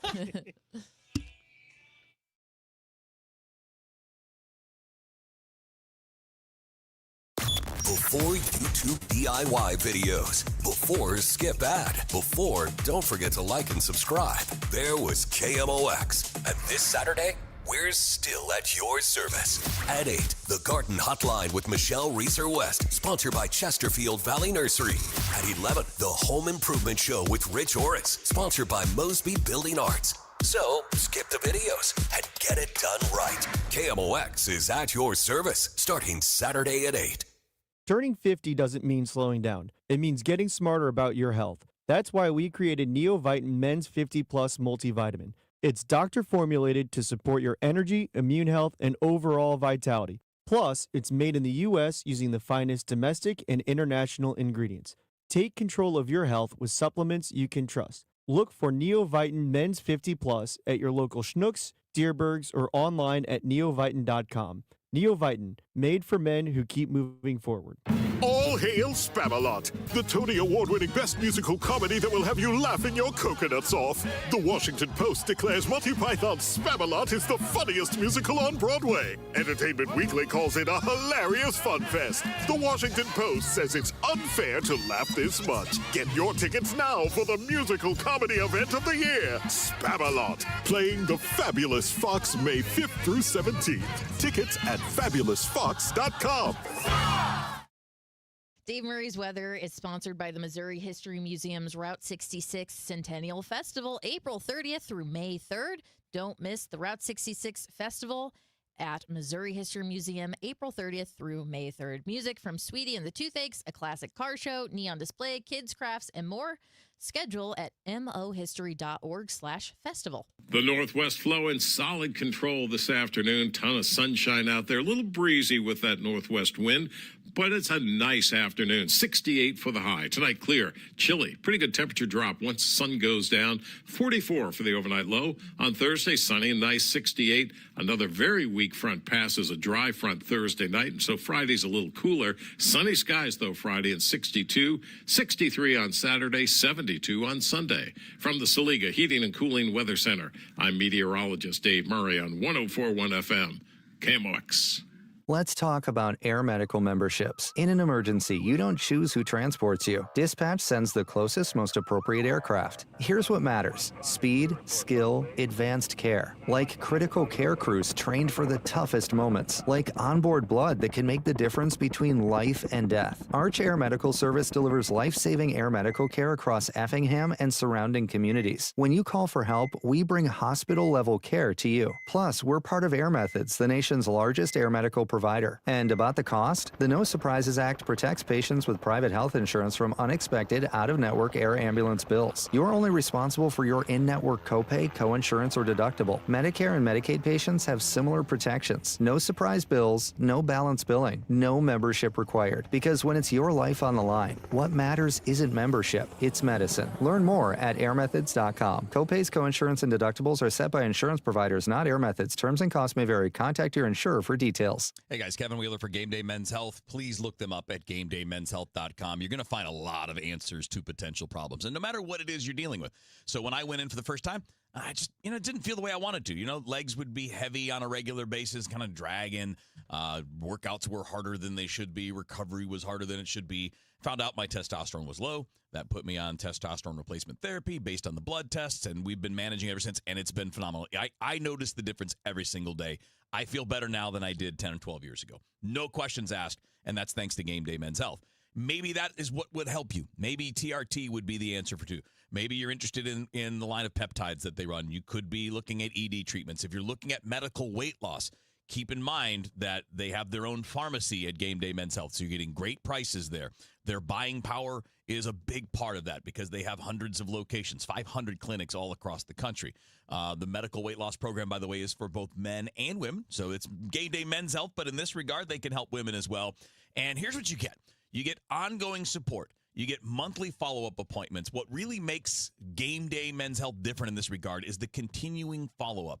You don't just get handed medication of any kind, whether it's the GLP-1s or the TRT or anything else. You don't just get handed medication and get sent home. It's constantly monitored, and there's maintenance programs, and they're going to keep checking your blood to make sure everything is going the way that it should, fully customized to your needs. So do yourself a favor. If you don't feel the way that you want for any reason, ED treatments, you're just tired all the time, you want to lose weight, and you want to get into medical weight loss, go to GameDayMen'sHealth.com to get back to the top of your game with Game Day Men's Health. Spring cleaning rule number 1, out with the old, in with the new. And frankly, your family's old internet connection is a dinosaur. Upgrade to the 1 gig modern family standard from i3 Broadband. It's 100% true in-home fiber with equal upload and download speeds, so your teenager's gaming won't crash your video call. Even better, we're currently offering our longest price guarantees ever on our gig speed internet services. Say goodbye to exploding promo prices and hello to budget certainty. Visit i3broadband.com/radio and start your spring off right. Tonight, the Cards, the Pirates. Ameren Total Access 445. First pitch 540. Cardinals Radio. 104.1 FM KMOX.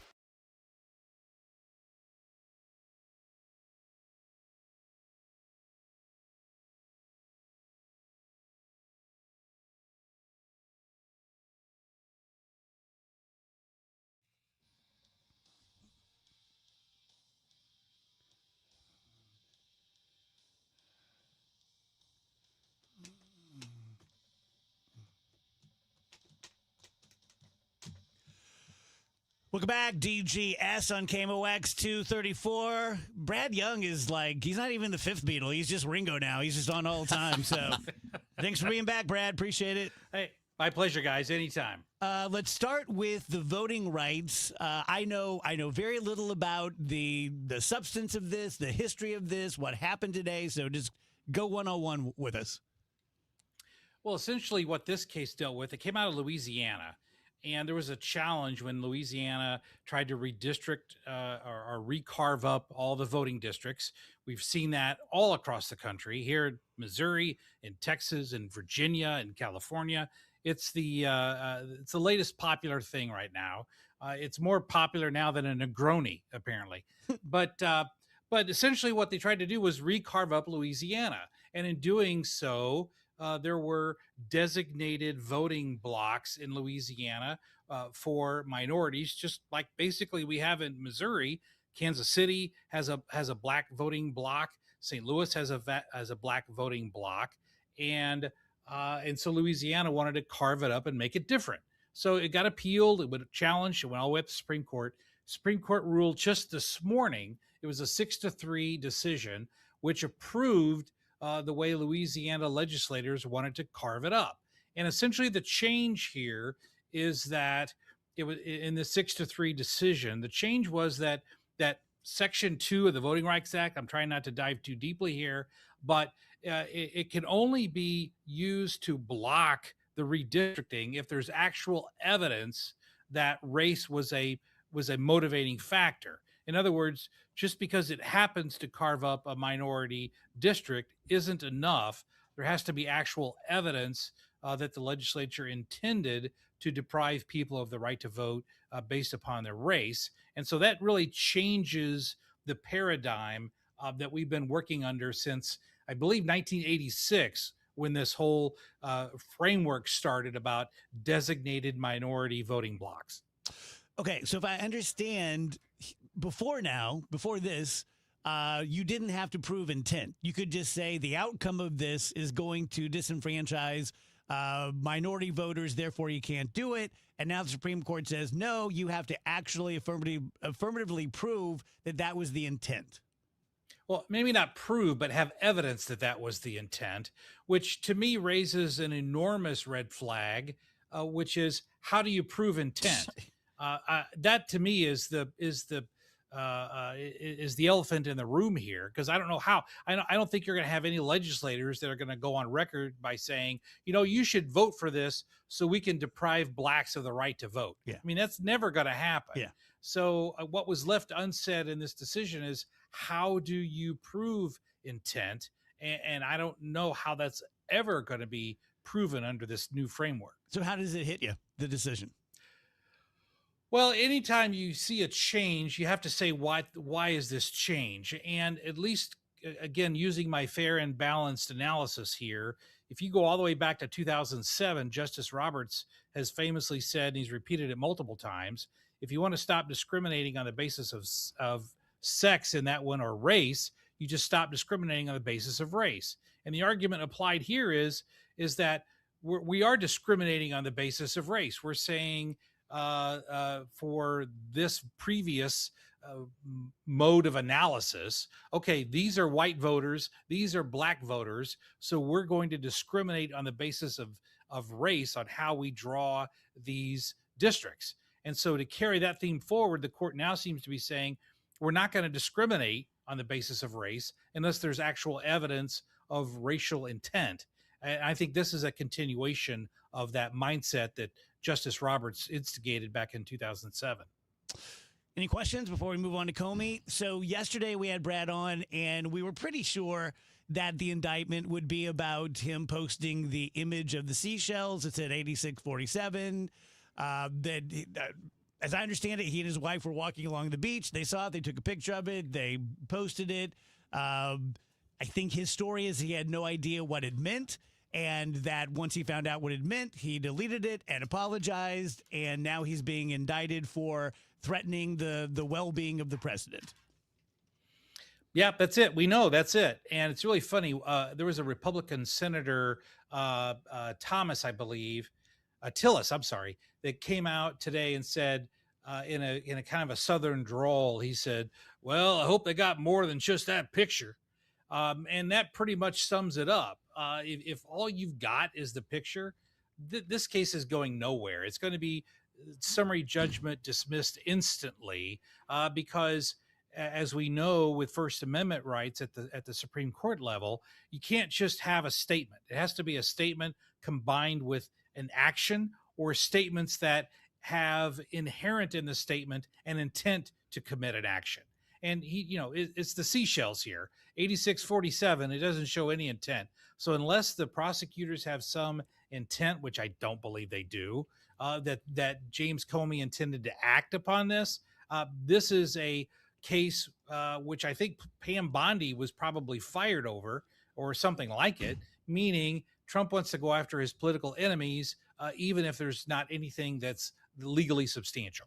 Brad, this is not a what about argument, because I hate that. I'm just talking about this as precedent in a legal setting. So there was an 8646 movement for a while when Biden was still in office, and I don't know that we ever took it as a death threat. It was more like, get rid of this guy. So yeah, would that precedent alone have any legal standing? Because it was never checked. It was never anything that anybody did. And I'm not trying to justify behaviors, actions, or trends. I'm just trying to see if there's a comparable. Right. You're trying to compare something that happened under the last administration to now, what's changed. No, I get that.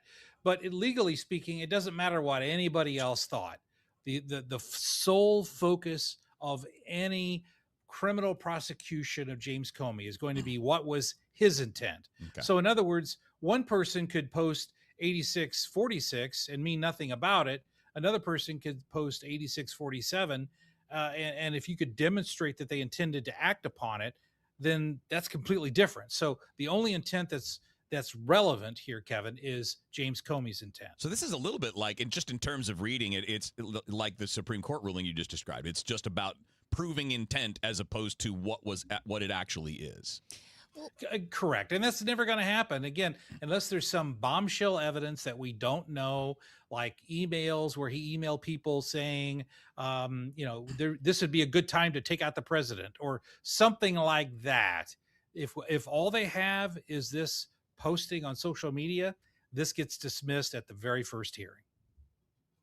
So Brian M., who's one of our good conservative listeners, posts, please, why would he take a picture and post it if he didn't know what it meant? Come on.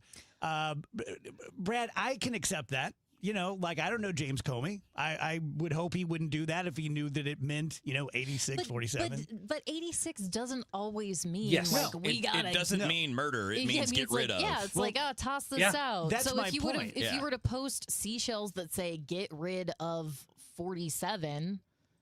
You'd be fine. You'd be fine. We used that language when I worked in restaurants. 86 that. Yes. It's Whatever. And so really the focus is intent, right? Right. And so if the intent is ambiguous, there's a long-standing 200-year-old Supreme Court precedent that says that you can't prosecute someone if it's murky, if it's not clear, if it's ambiguous, right? So in this instance, I do think 86 is ambiguous. What do I think Comey meant? I don't know, but I bet you he meant get rid of 47. And that doesn't necessarily mean kill him. Right. Brad, I'm curious, you as an attorney and as a conservative, do you view this as, hey, look, the legal system is like a Walmart. Anyone can walk in and do a transaction. Sometimes you win, sometimes you lose. And if the DOJ through the president thinks that this is worthy, and then they get their ass handed to them in court, fair. Or do you look at it more like, ugh, this is kind of a low point. I really wish we weren't doing this? Probably more of the latter, but here's the thing. In my line of work, clients only take legal action, number one, if they think they can win, because they don't want to pay me, because I ain't cheap. If they don't want to pay me to do stuff unless there's a reasonable chance of winning.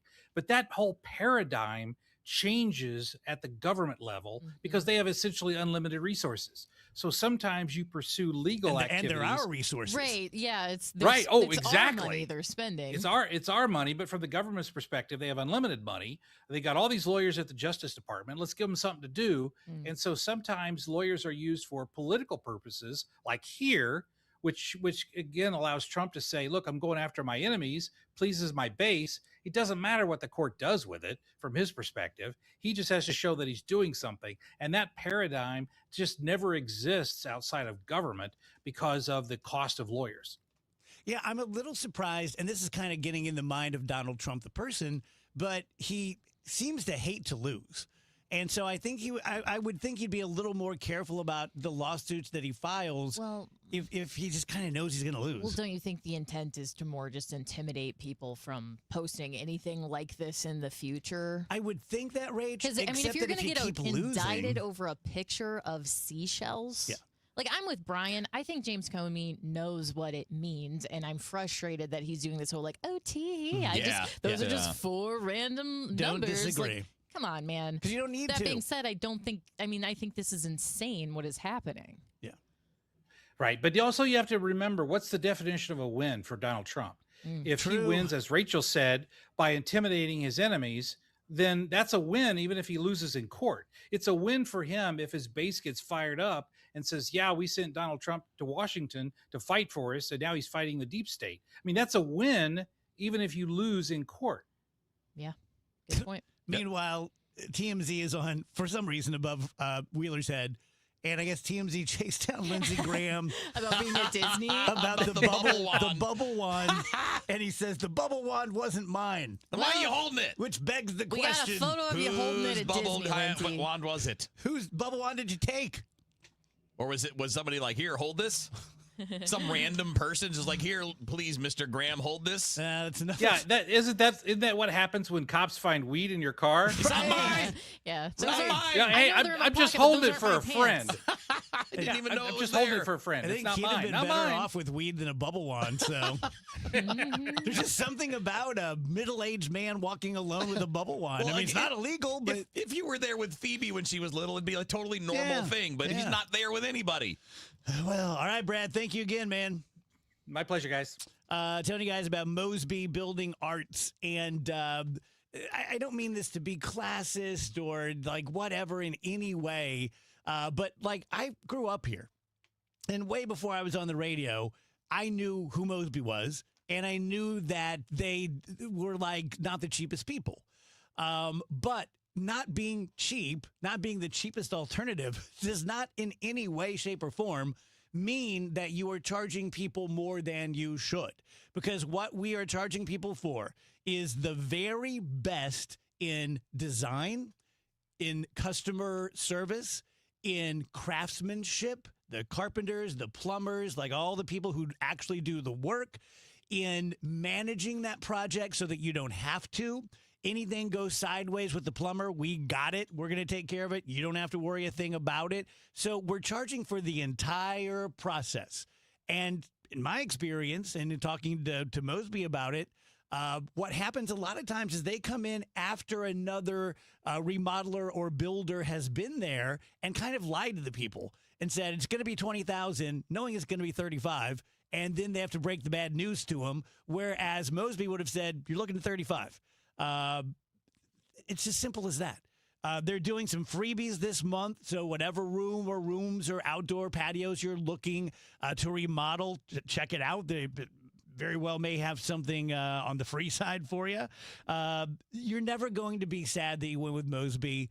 Again, as long as you know who they are, what they do.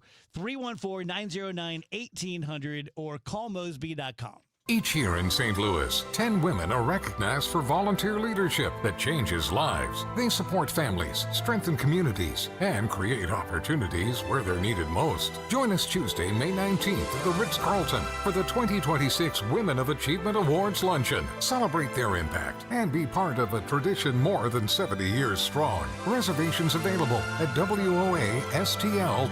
For more information, go to KingdomOX.com/events. I'm John Morgan of Morgan & Morgan. If you've been injured in a car accident, call America's largest injury law firm. For over 35 years, my mission has been to deliver more for our clients, to deliver more for you. Injured? Visit forthepeople.com for an office near you. Download to see if you qualify. Not all customers will qualify. Transfer fees may apply. No Albert subscription required. Albert is not a bank. Albert Instant Loans are issued by FinWise Bank, member FDIC. Not an actual client. Terms apply. Kylie, what's wrong? I just got hit with a car repair bill. I'm behind on rent, and I feel like I can never save any money. Have you tried the Albert app? Albert is your financial assistant, helping you find ways to save and create custom budgets to actually grow your money. Plus, you can get up to $10,000 for big expenses or advance up to $1,000 fast when you need cash right away. Albert can get me up to $10,000? Exactly. Albert spots you in a pinch and helps you grow your money in the long run. I'm downloading Albert right now. Download the Albert app and use promo code MOVE to borrow up to $10,000 for whatever you need. The Albert app helps you budget better and save more money so you reach your financial goals faster. Download the Albert app right now and use promo code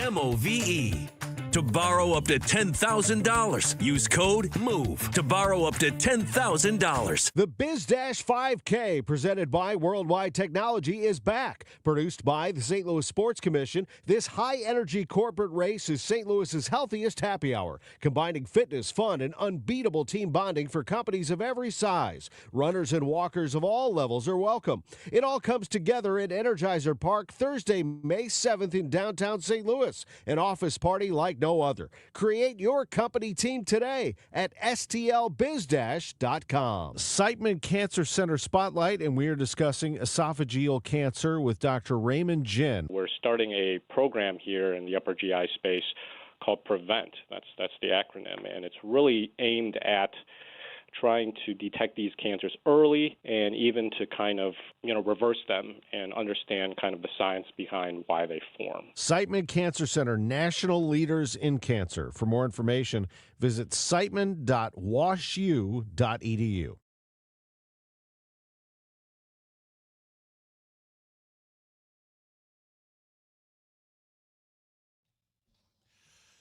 Welcome back, guys. DGS, good discussion.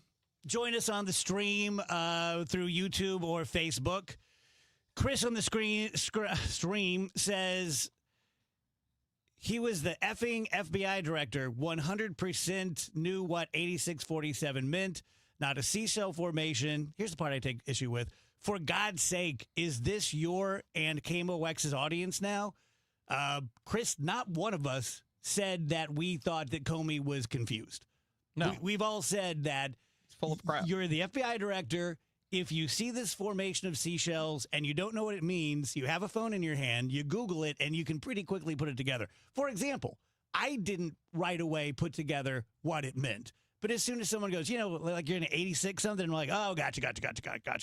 I think what we're saying, and Brad is saying, and even Brian M. is saying, is that he's a jackass for doing it. Yeah. He's kind of a douche. Well, it's immature. It's just like, why are you posting I that? don't know anyone other than people in the DOJ who think that posting this picture on Instagram can reasonably lead to going to prison because you threatened the life of the president. That's what I'm saying.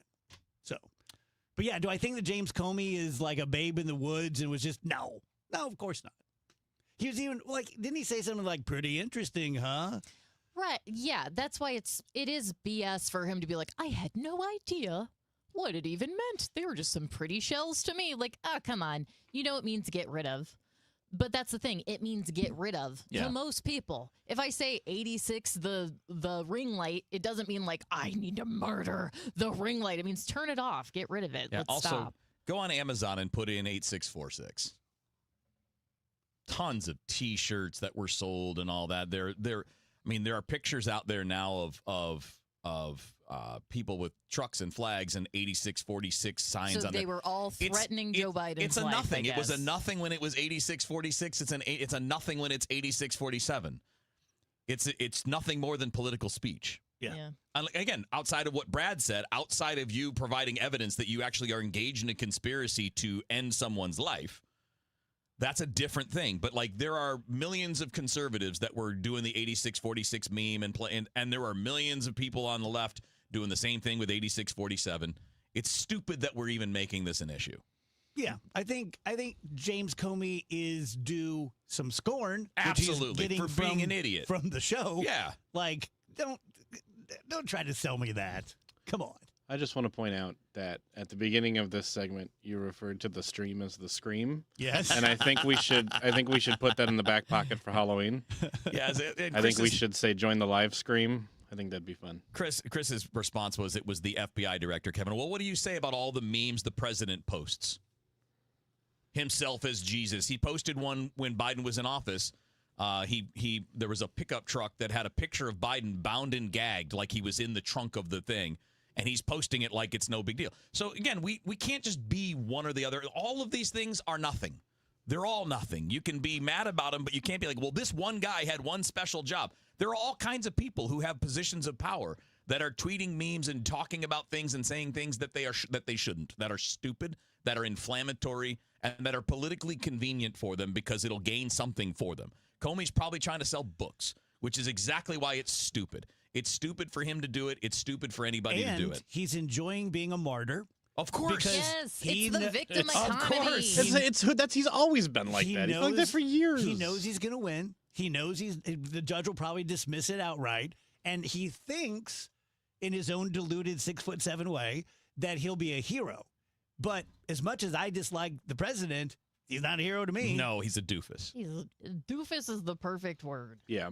He's been like that since years now. Back in the first Trump administration, he was the same kind of doofus. He just, to me, it's always just been like, why do you need other people's approval so bad? That's always been my impression of him. Don't be so thirsty. You've had important jobs. Be normal. Tell you guys about the Gelman team. I always feel like when I start these lives, you guys not only go, I've heard about the Gelman team a million times, but you get it, right? Like we're talking about this. Like reasonable, intelligent, honest people can admit, like, I get it. I did that. I shouldn't have, but blah. It's the way of the Gelman team. You understand it? We all have friends who got their real estate license and they sell a couple houses a year. That's great. It's a great side hustle. And they might be great for you in this individual situation.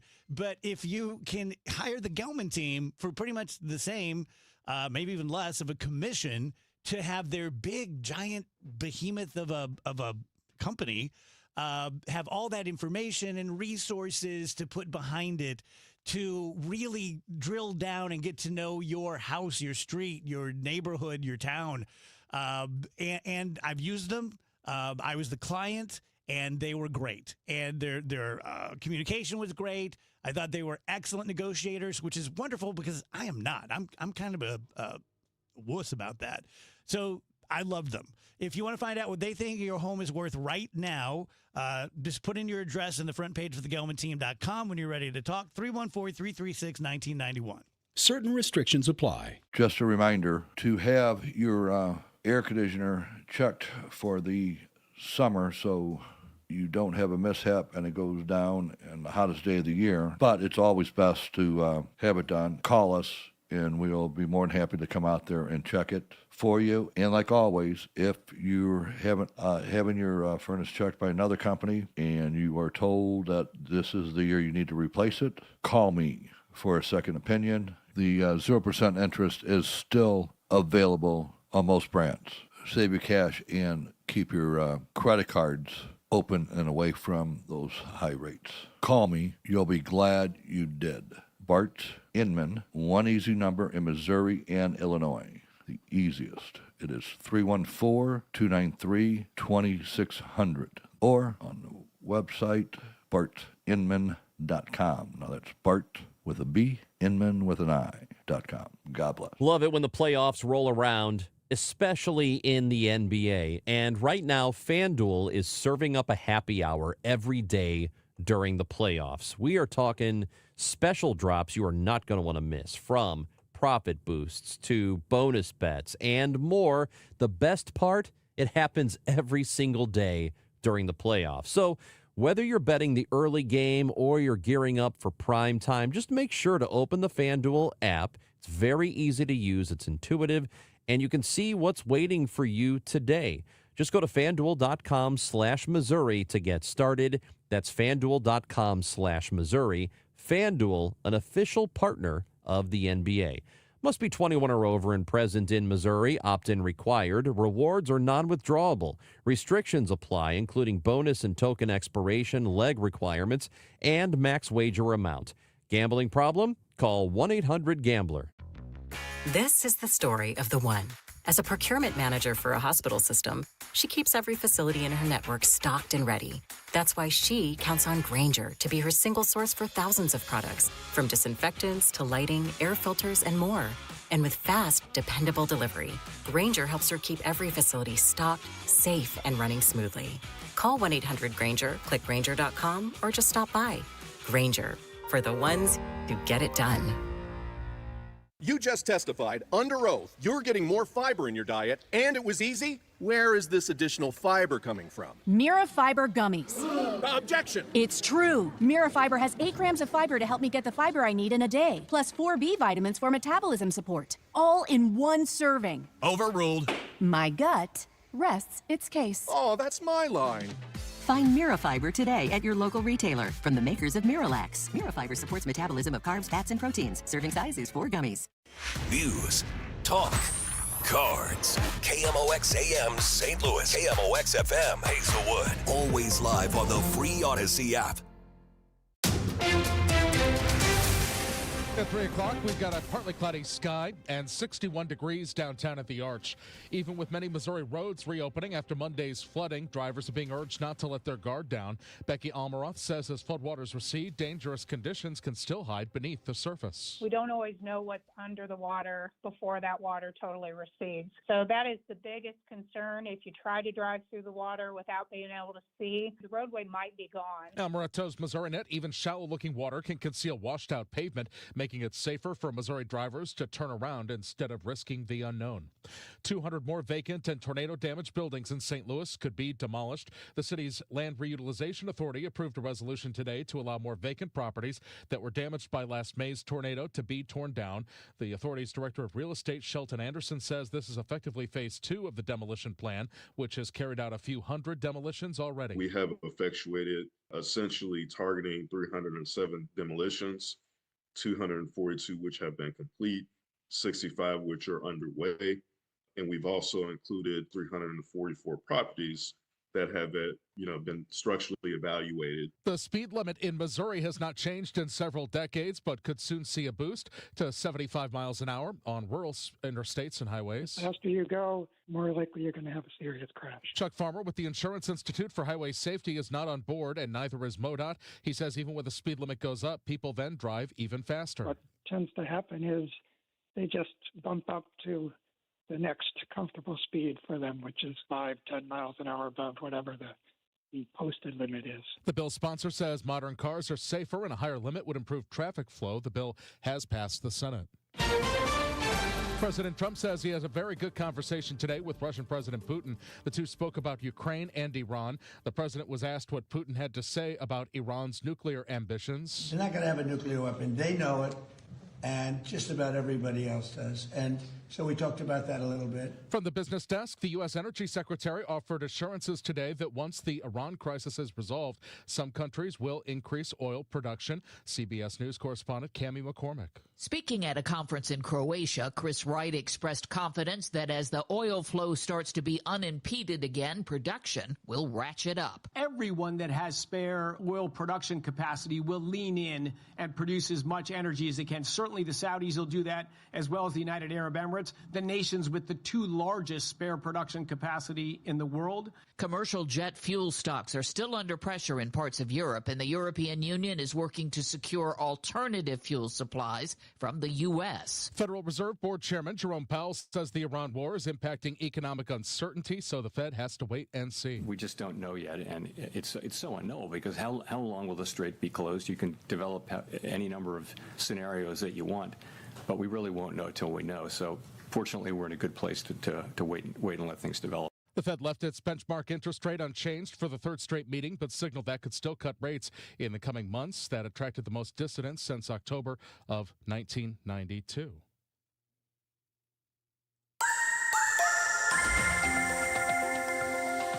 It's a pretty weather afternoon across St. Louis. Sunny skies, nice, though a little cool, a little breezy also from the northwest. We'll top out at about 68 degrees. That is a touch below average. Tonight, clear skies. Once that sun goes down, temperatures will drop pretty quickly with those clear skies and light winds. Let's call it chilly overnight, 44. Thursday, sunny and 68. Another very weak front passes Thursday night, a dry front. 47 for the overnight low. Friday, sunny and 62. Saturday, sunny, 63. Southerly flow returns on Sunday with a temperature 72. From the Saliga Heating and Cooling Weather Center, I'm meteorologist Dave Murray on 104.1 FM. KMOX. Sponsored by McKelvey Homes. The McKelvey Homes Spring Event is one of the best offers they've had in years. Rates as low as 4.75%, savings up to $124,000 on move-in ready homes. The event ends May 31st. Schedule your tour today at McKelveyHomes.com and move up to McKelvey. Right now we've got 61, feels like 53 downtown at the Arch. I'm Michael Calhoun, KMOX News.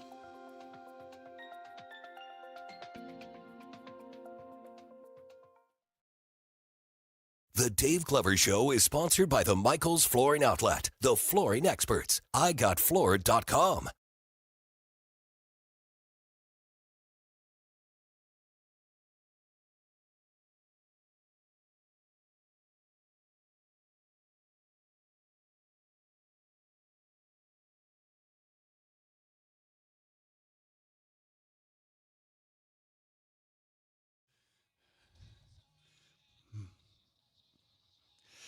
Welcome back, guys. DGS on KMOX. Viewing us past 3 p.m.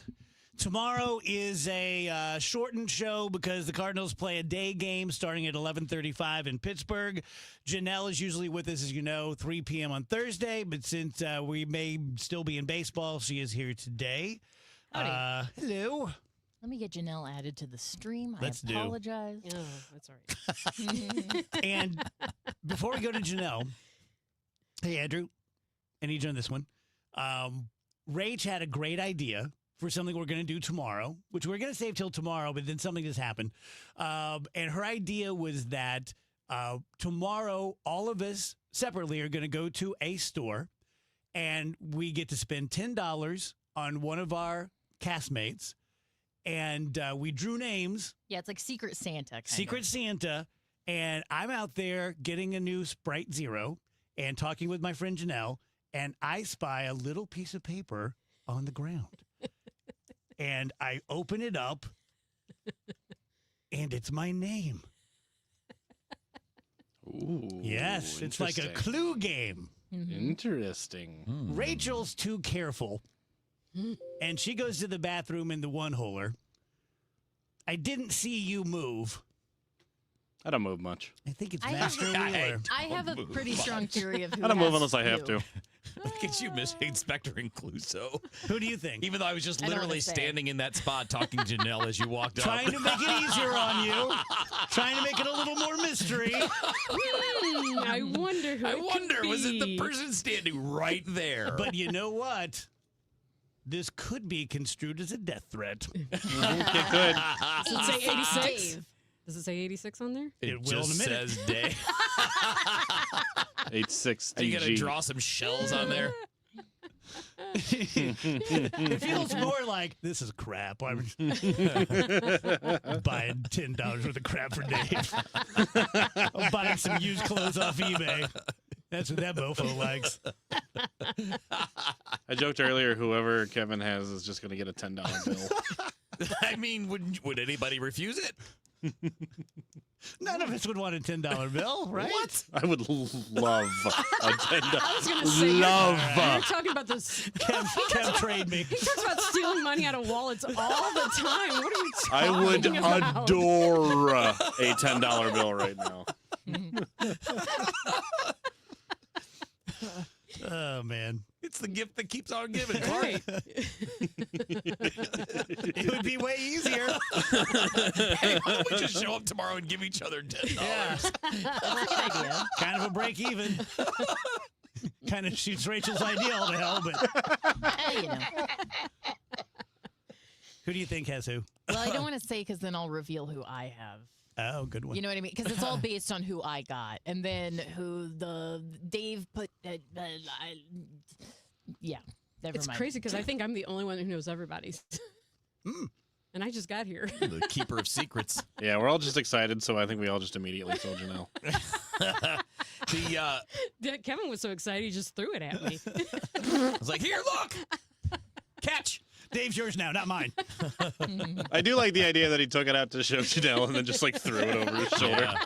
Literally where I was standing. Garbage. Unfortunately, it's just not that complicated. I was standing at I reached one into my end- pocket and it fell out, and that's what it was. I was standing at one end of the kitchen counter.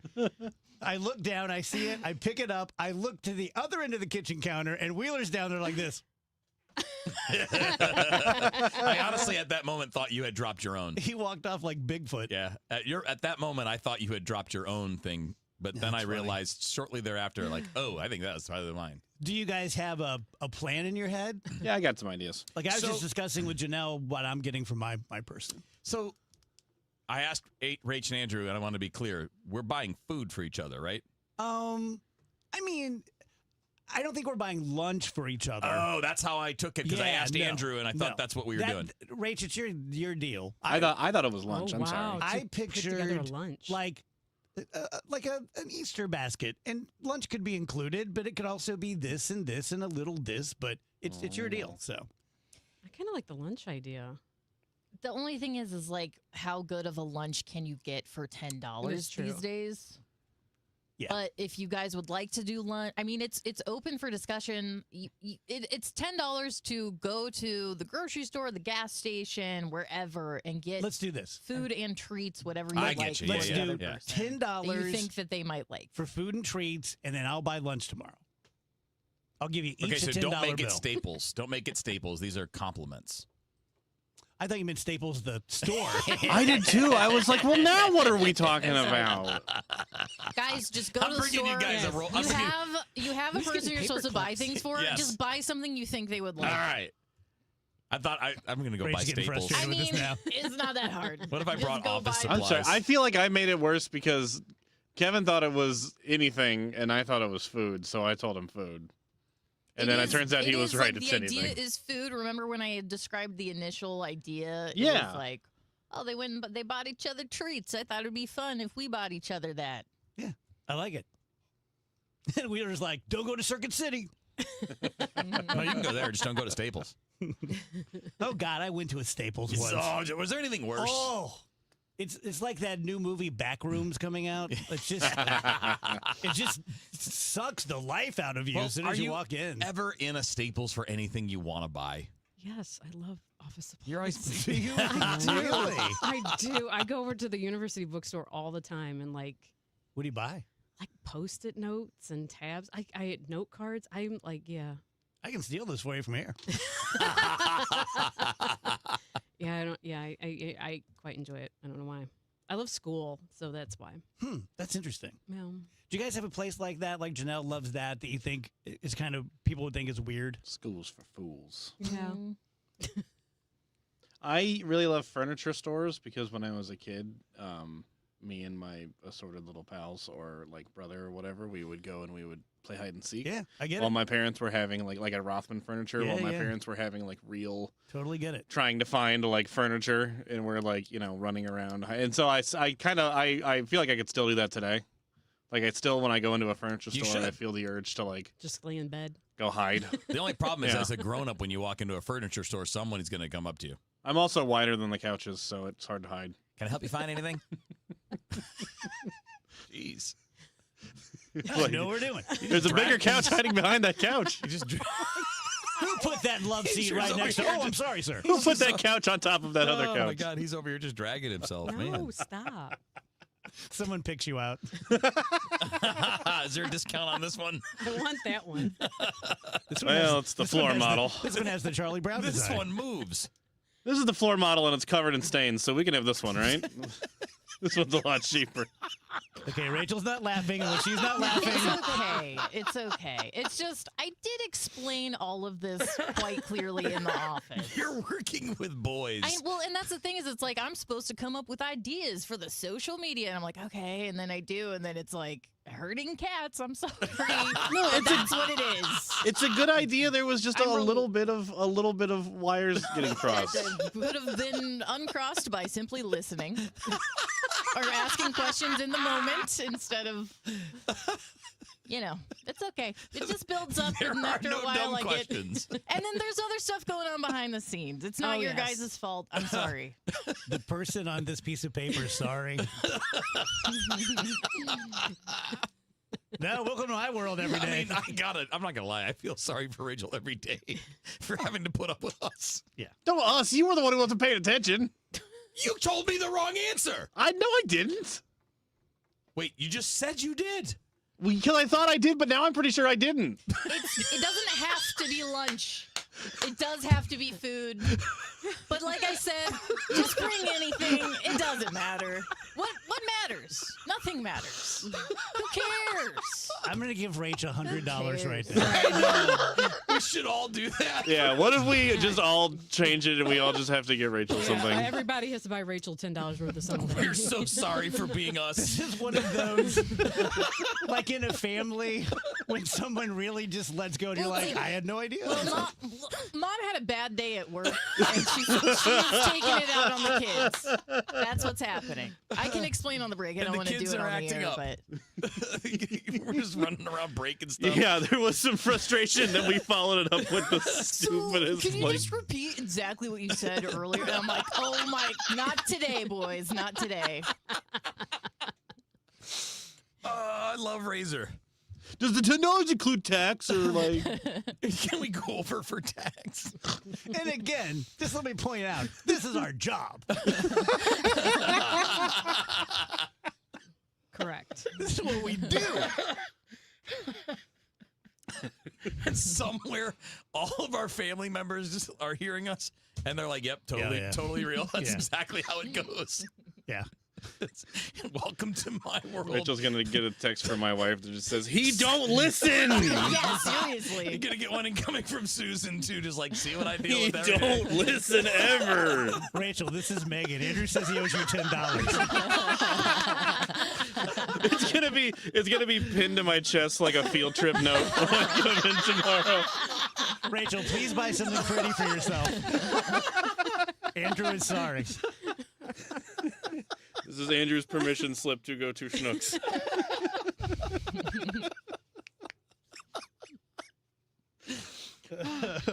I think we're gonna all do it very differently. Yeah, because you know what it's like. You've heard how like women don't like it when they get a male Instacart shopper. That's exactly what this is. I'm like, hey, here's like a fun activity. The rules aren't super strict. We can all just kind of do what we want to do. And then it's like, I can't find the tomatoes. And they send you a picture. They're standing in front of the tomatoes at the store. It's like, well, why didn't I just go to the store myself? Rachel, I had your name. I know you like cats. They had free kittens outside of Schnucks. I call her Tabby. This is cat food. It had a cat on the can. You love cats. Hey, stop taking my ideas. I think I just hurt myself. Maybe we should buy for ourselves. She might explode. Just keep pushing her. We've already gotten so much mileage out of this. That was when the commercial hits. I'm sprinting out the door. Oh boy! Well, remember earlier I said, "Well, do you remember this on the break, Dave?" I said maybe we should just change it to buying things out of the E-Mart because I already knew we needed to scale back. Yeah. I think we can manage it. Sending everyone to a separate location was a Let's mistake. give it a try. I think we can manage it. Yeah. We got to at least give ourselves a chance. We got to believe in ourselves. You'll never go wrong underestimating us. I would love if you all ended up at the same store. Yeah, everyone's in the same aisle. In the same aisle, right? Be at KFC downstairs. Yeah, dude, that's. I know. I'm talking about how we got motivating ourselves to believe in ourselves, and it's just spending $10 at the gas station. So, how much potatoes can I get for $10? Oh, God. Okay, I remember Rachel saying something about tomatoes, so I think I need to get $10 worth of tomatoes. And a cat, something. A cat. Okay. We will talk to Janelle after the break. Rage Smiley Online's got your back. Let me tell you guys about Mark Cantor, attorney at law. And I'm just owning it because I'm sure you guys are smart people.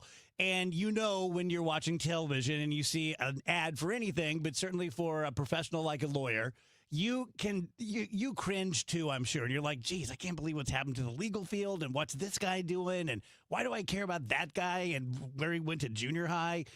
You don't. They're ass clowns. And they are disparaging and staining the legal world, and I hate it. Having been a part of that for a good part of my life, Mark Cantor is the opposite. Yes, he's advertising, but he does it in like a straightforward, classy kind of way, and I really appreciate that.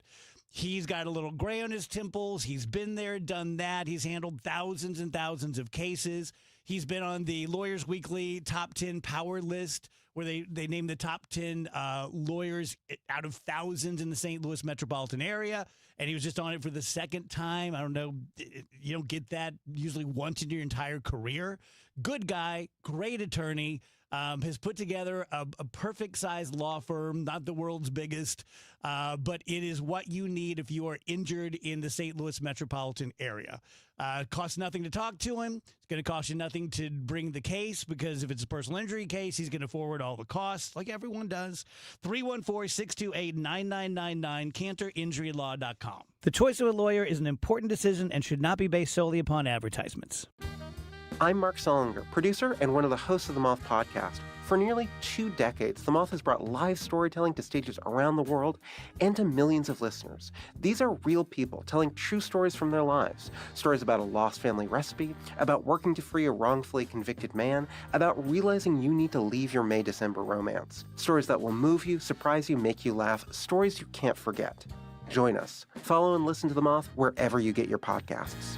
At Uline, they know firsthand the road to success is an uphill climb. Uline started in the family basement, and through hard work is now North America's most trusted shipping and industrial supplier. They get what it means to have the support of reliable, hard-working partners. So they keep 41,000 items ready to ship. Whether your company is still in a basement office or expanding cross-country, Uline will be there on your road to success. Visit uline.com. Spreadsheets, clunky software, 100 different logins just to run your business? There's a better way. Odoo. One simple, connected platform that handles sales, inventory, accounting, and more. So you can focus on growing, not juggling. Make the switch today at odoo.com. That's ODOO.com. And now the DeWitt Insurance Keys to the Game. I'm Chris Ranji, KMOX Sports. Sixth start of the season for Andre Palante, who's held teams to 3 or fewer runs in his last couple. Cardinals offense went to work last night. 11 runs scored in Pittsburgh. They'll have to jump on Bubba Chandler, who gave up 6 runs in his last start.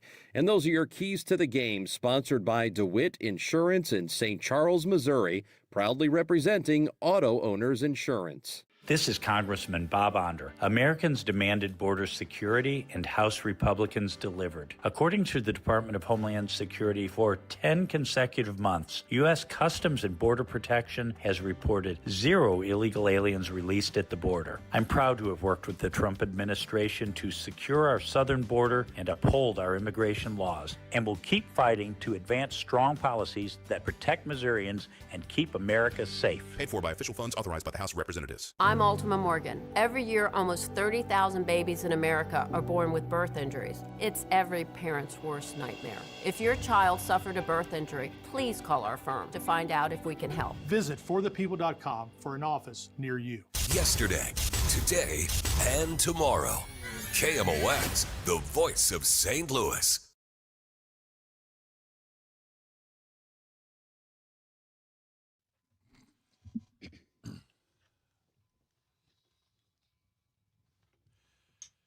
Welcome back, DGS and KMOX 323. Dave Murray joins us at the bottom of the hour. Matt Pauley is going to be with us at 4 p.m. We're out of here at 4:40 tonight to make way for Matt to do the pregame show, and then the Cardinals play the Pirates at 5:40 p.m. Central Time. 11:35 tomorrow morning, which puts us on the air somewhere between 2:45 and 3:15ish. So you got to be here for this because we're doing the whole like buying each other present stuff. Janelle, what are you and Wheeler watching these days? You guys, man, you have your own thing going. You guys are like dialed in. I'm talking about Monarch. Yeah. No, you guys seem to like the same kind of stuff. Yeah, we do. Yeah, pretty close. Don't get defensive. No, I'm just saying that they're Don't drop another note with my name on it. And that's the end of the conversation. In fairness, I don't bring up any of the, the people played by monkeys or anything like that. I bring up, action shows because I know that's what people played by monkeys. Still one of the best musical biopics out there. Yeah, the guy that was a monkey. Yeah, he was a monkey. If you had to pick a best musical, South Park. South Park musical? But I mean, like, I would say a lot of the musical biopics, though, have been, I mean, they could be considered musical. I mean, people aren't dancing to Bohemian them. Rhapsody would be good call. Yeah, see, there's Straight Outta Compton. The Doors. Ray. Yeah. Yeah, I never Walk think of the those as Line. musicals. Yeah, I don't either because they're really not. To me, a musical is when they sing, they're talking. That's what I'm saying, Right. yeah, They when they're sing the dancing and stuff, dialogue. right. Yeah, that's a musical. That is a So musical. South Park. This is just a musical biopic, yeah. Yeah. What's the initial fallout on Michael? Well, I mean, it broke records. I mean, it opened huge. I think it opened almost like 268 million over the. Wow. Yeah. So, like I predicted, it's probably going to do about 500-600 million when it's all said and done. Yeah. I really doubted that. I did not, because it is very much, and this is not crapping on this is not crapping on audiences at all, because nobody's seeing 50, 70, 100 movies at the movie theater a year. That's what our critics. That's what our job is. It's not for the audience. We just go, and people are talking about like this huge divide between critics and audiences, and it's like, well, yeah, because critics are looking for certain things in the movie, certain style points. Is a character fleshed out? How is the editing? How's the score? We're looking at all of that. Whereas if you're going to go, and this is universal, if you're going to go and you enjoy it, great. We couldn't be happier. But that's not then the same thing. That's like somebody enjoying a baseball game versus what Kevin might do Right. analyze a baseball game. It's Yeah. the exact same thing. Two different people are good. He can watch a game. Somebody can be like, "That was the best baseball game I've ever seen." He's like, "Well, there might have been flaws here and there, and the pitcher could have done." That's Good analogy. exactly what Perfect. it's like, and it's there. And nobody goes. Well, And is either one of those people better off? no, it's just I think anybody. No, I mean, like for me, who is a baseball fan who wants to know more about baseball, I appreciate both. I can still enjoy a game and still want to know what are the finer details that I might want to, that I might want to develop an eye for watching the game. The same thing with movies. I'm really easy to entertain. I really do enjoy most movies out there, but I can also tell, like watching them all, I can be like, okay, this is where this one might not have been as good as this one. Like the new Apex movie that's on Netflix. It's a good movie, but is it like, would I put it up there against One Battle After Another or Frankenstein? No, it's two different types, styles, quality of movie. I'm looking forward to watching that, by the way.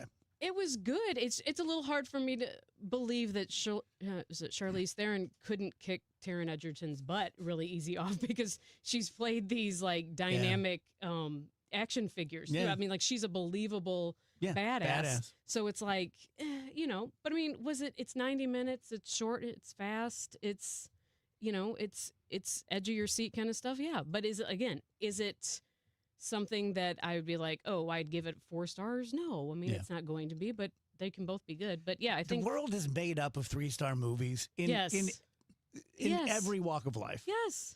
And most of us are 3 stars. Yes. And it's okay. And you know what? Actually, that's good. It's okay. Yeah. Tell you guys about Universal Windows Direct. As you know, if you listen to the show often, I picked them out of a group of like 3 or 4 different window companies because I was, just being honest, I was really drawn to their television commercials. Now, I was just crapping on someone during my live for Mark Cantor about radio television commercials. Clearly, I take them too seriously. But I love the fact that Universal was just very straightforward. They didn't do little SNL skits. They weren't all about the owner driving a Maserati. They're just like, hey, we do windows. Here are the people that make them. They're really good. We give you a lifetime guarantee, a lifetime warranty. The people who install them are great. We're going to give you a special deal. And so far, I've been representing them a little over 2 years. Everyone in the DGS land loves them. Right now, the deal is you buy 2 windows, you get 2 for free with no limit. So basically 50% off. The more you upgrade, the more you save. 24 months, no payments. 24 months, no interest. $500 off your total bill. 314-334-2522 or universalwindowsdirect.com. The thing that you need in the morning, when you first wake up. Total Information AM. I like to be informed with the news and like to know, like in the mornings, I like to know what's going on. Debbie Monterey, Megan Lynch, Tom Ackerman. It's always smart to know what's going on. Your morning news and information. The national and local news. Weather. Sports. I like the traffic reports. Total Information AM. I listen to it in the mornings, so it really gets me going. Total Information AM. Weekdays 5 to 9 on the voice of St. Louis, KMOX. All right, guys, it's Derby week, and we're having fun with that at the FanDuel Sportsbook, which is the official sportsbook here at KMOX. You can bet the Kentucky Derby on FanDuel, and, of course, you can do that the same way you want to do baseball games or basketballs, NBA playoffs going on, NHL playoffs going on. It's all right there for you, and right now, all customers can get a Derby bet reset. So it's pretty simple. You make a wager on the Kentucky Derby. If you don't win, you get bonus bets back. That's what it is. It's very simple in the amount that you bet up to a certain limit. So that's right there for you. You got it, really a no-loss thing. You don't need to know anything. You don't have to be a racing expert to get in on the action. The app is super easy to use. Everything's right there for you. You get paid immediately when you win. It's like within seconds, it's credited to your account. You can take that out if you want to at that point. You play it the way that you want to, but don't forget about that Derby bet reset, where even if you lose that bet on the Kentucky Derby using that token, you will get that back in bonus bets. So you can bet the fastest 2 minutes in sports on FanDuel. The Kentucky Derby and the Kentucky Oaks are registered trademarks of Churchill Downs Incorporated, and you have to be 21 or older and present in Missouri to play. Verified FD Racing account is required. If you want a refund, the refunds are issued as non-withdrawable racing site credits that expire 9 days after receipt. Max refund is $10 unless otherwise specified. Restrictions apply, and you can see terms at racing.fanduel.com. If you have a gambling problem, call 1-800-GAMBLER. Traffic from the MichaelsFlooringOutlet.com Traffic Center. Well, we've got slow traffic this afternoon on northbound 170 from just north of 70 all the way up to 270. Westbound 70 slowed down between 5th Street and Zumbel. A little busy past Highway K and just briefly at 61. That's not that bad there. Westbound 64, not that bad. Hampton headed out through Big Bend, the busiest part. West of Clarkson at Topgolf is slow, and then again just slow down 364 out to 70. Eastbound 64 heavy Interbelt, south 170 bogs down at Ladue. Southbound 270, 364 down to 64 is slow, but after that, great all the way to 55. Westbound 44, those right lanes are backed up at the Guyer Road overpass. Southbound 55, just a little slow down around Highway Z. Southbound Telegraph 255 down through Yeager's busy. Southbound Route 3 again this afternoon. Monsanto down to Queenie, bumper to bumper. Not back to the Poplar right now, but it is tough going. Eastbound 70 delays east of the Musial Veterans over to 64, and 64 east of 111 through 157. You've got roadwork delays. I'm Roger Brand in the MichaelsFlooringOutlet.com Traffic Center. Staples presents Celebrations Made Easy. I was throwing a party for the twins and had custom invites and a banner printed at Staples. And that's when I saw Party City is now at Staples. Party City? No way! Yep. So now Staples has all your printing needs and everything you need for a party. Everything times 2. Yeah, and now at Staples, save 40% on custom cards, photo gifts, wrapping paper, banners, and more. Big news! Party City is now at Staples. That was easy. Shop Staples in-store, online, or on the app. In 613, exclusions apply. Too many tools, too much stress, and way too many bills. Odoo replaces it all. One connected platform for every part of your business, so you can work faster, smarter, and for less. Odoo, the only software you'll ever need.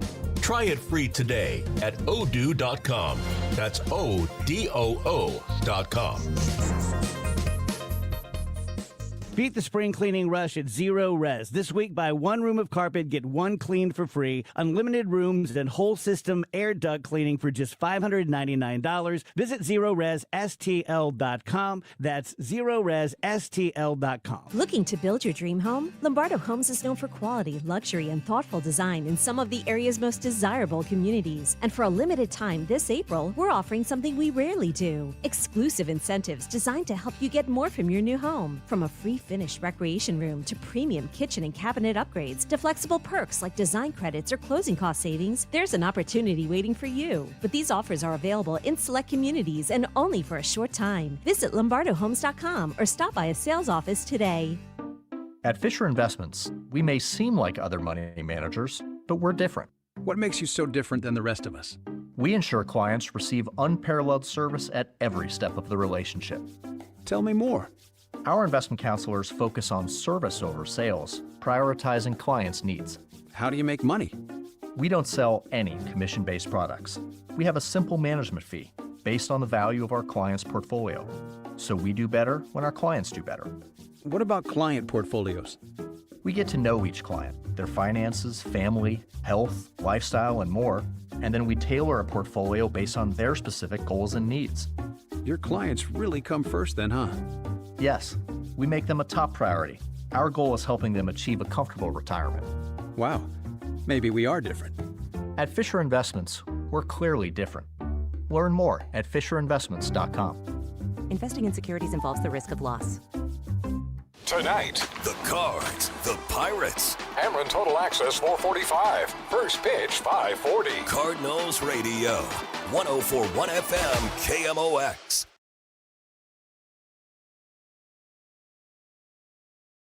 Dave Murray's weather forecast is sponsored by the Missouri History Museum's Route 66 Centennial Festival, April 30th through May 3rd. Don't miss it. Music from Sweetie and the Toothaches, a classic car show, neon display, kids crafts, and more. Schedule at mohistory.org/festival. That's the Missouri History Museum's Route 66 Centennial Festival, April 30th through May 3rd. Welcome back, guys. DGS on KMOX 336. Dave Murray time brought to you by Saliga Heating and Cooling Weather Center. Hello, Dave. Hello there. Did you hear our little game we're doing for tomorrow? No. Oh, God, I don't think I can repeat it all. Basically, It's so complicated. Yeah, well, we spent an hour on it. Rachel's idea, we're all going to go to a store of our choice, and we drew names. And I know who has me because he dropped the little piece of paper with my name on it right in front of me. Or was it a plant to get you off the scent? Could be. I would like that. It's not going to happen, but I'd love it. And you get to spend $10 on little treats for your person whose name you picked. Okay, food treats or just food treats? Okay, food treats. Wheels is laughing. That's what I asked, and then everybody got in trouble. No, you could have asked when it was time to ask. Yes, I know. But there's like a lot of confusion about that, but it was pretty great. Yeah, Rage very, very cogently told the three of us what we're doing. Yes. And then we all missed it. We all walked away with like different ideas of what we Andrew were thinks doing. he's supposed to bring auto parts. You know, it's just like Well, it's like the Sweet 16. I thought it was a full meal. It always drives me crazy when we do the Sweet 16. It's like, all right, let's start. Wait, I have a question. It's like, we had 5 hours to ask a question. Why are you asking a question right now? In fairness, I asked Andrew way before the show, and then I was asking you to confirm. No, I asked you if you had stuff in mind for your lunch, and you said it's supposed to be food? Yeah, because I wasn't sure. What did you think it was? I don't know. I just could have been like a fun little, you know. What were you going to buy? I didn't, that's what I was thinking about. Like, oh crap, what am I going to get? Because if it was food, it's a lot easier because it narrows down the possibilities. And Just then get an Andrew's ice cream cone in a cup and just let it melt. And then he was like, it's food. I'm like, good, it's food. And then I was double checking in here just to make sure because I had heard I can't remember who I heard say something that was like, maybe they didn't mean food. And then I asked again. Dave, if you had to buy and then chaos ensued. $10 of treats for one of us, who would you pick because they're the easiest? Ooh, the easiest. Oh, only because I would want to do it, it would be Rachel. Oh, how nice. Thank you, Dave. Well. What the hell that's about? Like, 25 years. It's nice to be appreciated. Yeah. See what that heck quarter we're doing century here. bought me. But I don't know what it would be. I'd have to really think about that. Yeah, the ice cream cone in a cup thing sounds fine. $10 is $10. It's not a lot of money. Well, that's why Andrew said he would prefer a $10 bill. I didn't say I would prefer it. Well, that would be a treat. Dave was like, who wants a $10 bill? And I go, right here. Dave, when do we lose this gorgeous weather? There's another cold front coming through tomorrow evening, but for the most part, it will go right through the weekend. Bit of a changeable sky tomorrow. There'll be some clouds, especially as we go through the afternoon. The front comes through tomorrow night. A lot of clouds, not a lot of moisture to work with. There'll be a couple of showers, could be a rumble of thunder, nothing strong, nothing severe. And then the northwest flow gets another kick on Friday, mostly sunny, 62 for the high on Friday. That's a little chilly this time of year. Friday night, partly cloudy and 43. Saturday, sunny, 63. Sunday, the southerly flow comes back in the afternoon, sunny on Sunday and 74 degrees. Nice stretch of weather, probably some showers returning, maybe Monday or Tuesday next week. Sounds great. Headlines, Rach? Yes, let's start by talking about this man who has been charged with trying to kill President Trump at the White House Correspondents' Dinner on Saturday night. This is just kind of an indicator of how sick and strange our world is. He took a selfie beforehand with all of his weapons and ammunition bag, shoulder gun holster, a knife, pliers, wire cutters. He's just taking a selfie like he's going to post it on his dating profile. Mirror pic. So weird. So, question. As a sane person, if I did decide to carry this out, I would assume I'm going to die, and I'm probably not going to take anyone else out. Because I would look at it and go like, you got the Secret Service, you got this, you got these magnetometers. I don't think I'm going to make it in that ballroom. Do you think this guy really thought he was going to accomplish this? No idea. Yeah, I think he did. I think he truly thought he was going to get into the ballroom and do whatever he wanted to do. Wow. Okay. And he's got a master's degree. Yee. Yeah. Have you seen all those connections? He knew J.D. Vance's wife, and he did some work with Savannah Guthrie. Like, I guess everyone's got connections, but that's just kind of odd. Yeah. There is a brain zapping device that has been okayed by the FDA, and it could be an alternative to SSRIs. It's called the Flow FL100, and it's from Swedish company Flow Neuroscience. It got FDA clearance in December. I believe we talked about it back in December. It's been used for years in Europe, and it can be bought over the counter for about $530. So it uses direct current stimulation, which is a mild form of brain zapping, and it's designed to be used at home under remote supervision. Remote supervision. Remote, yeah. So you're not it's on like your own. You're like in a telehealth appointment type thing. As you were saying that, I was thinking, well, I need all the help I can get, but I don't think I would trust myself to take any device home to zap my brain without help. So, all right, let's talk about the Royals. They're in the U.S. I know it's Kevin Wheeler's favorite topic. I thought you were talking about the Kansas City. Yeah, what? So did I. I was like, yay, baseball! You're dealing with a bunch of boys. Everyone's been waiting for my take. Okay, so there's one big name that's missing from the agenda while King Charles is in the United States, and that big name is Prince Harry. They will not be meeting while the king is in the U.S. I would have kind of assumed that. Would you guys? That they wouldn't be, or they would be? Yeah, I just always assume Harry's ass out. Well, they had a brief tea last September, apparently. That was their first meeting in 19 months, but it did not fix things.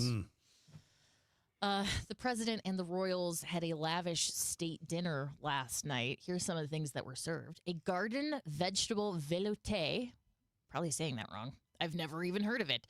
Hearts of palm salad with toasted shallots and micro mint, followed by handmade spring herb ravioli using produce from the White House kitchen garden. The main course was Dover sole menuire, that can't be right, in brown butter, plated with ramps. What are ramps? Snow peas and a potato pave, finished with parsley oil. I think you're mispronouncing ranch.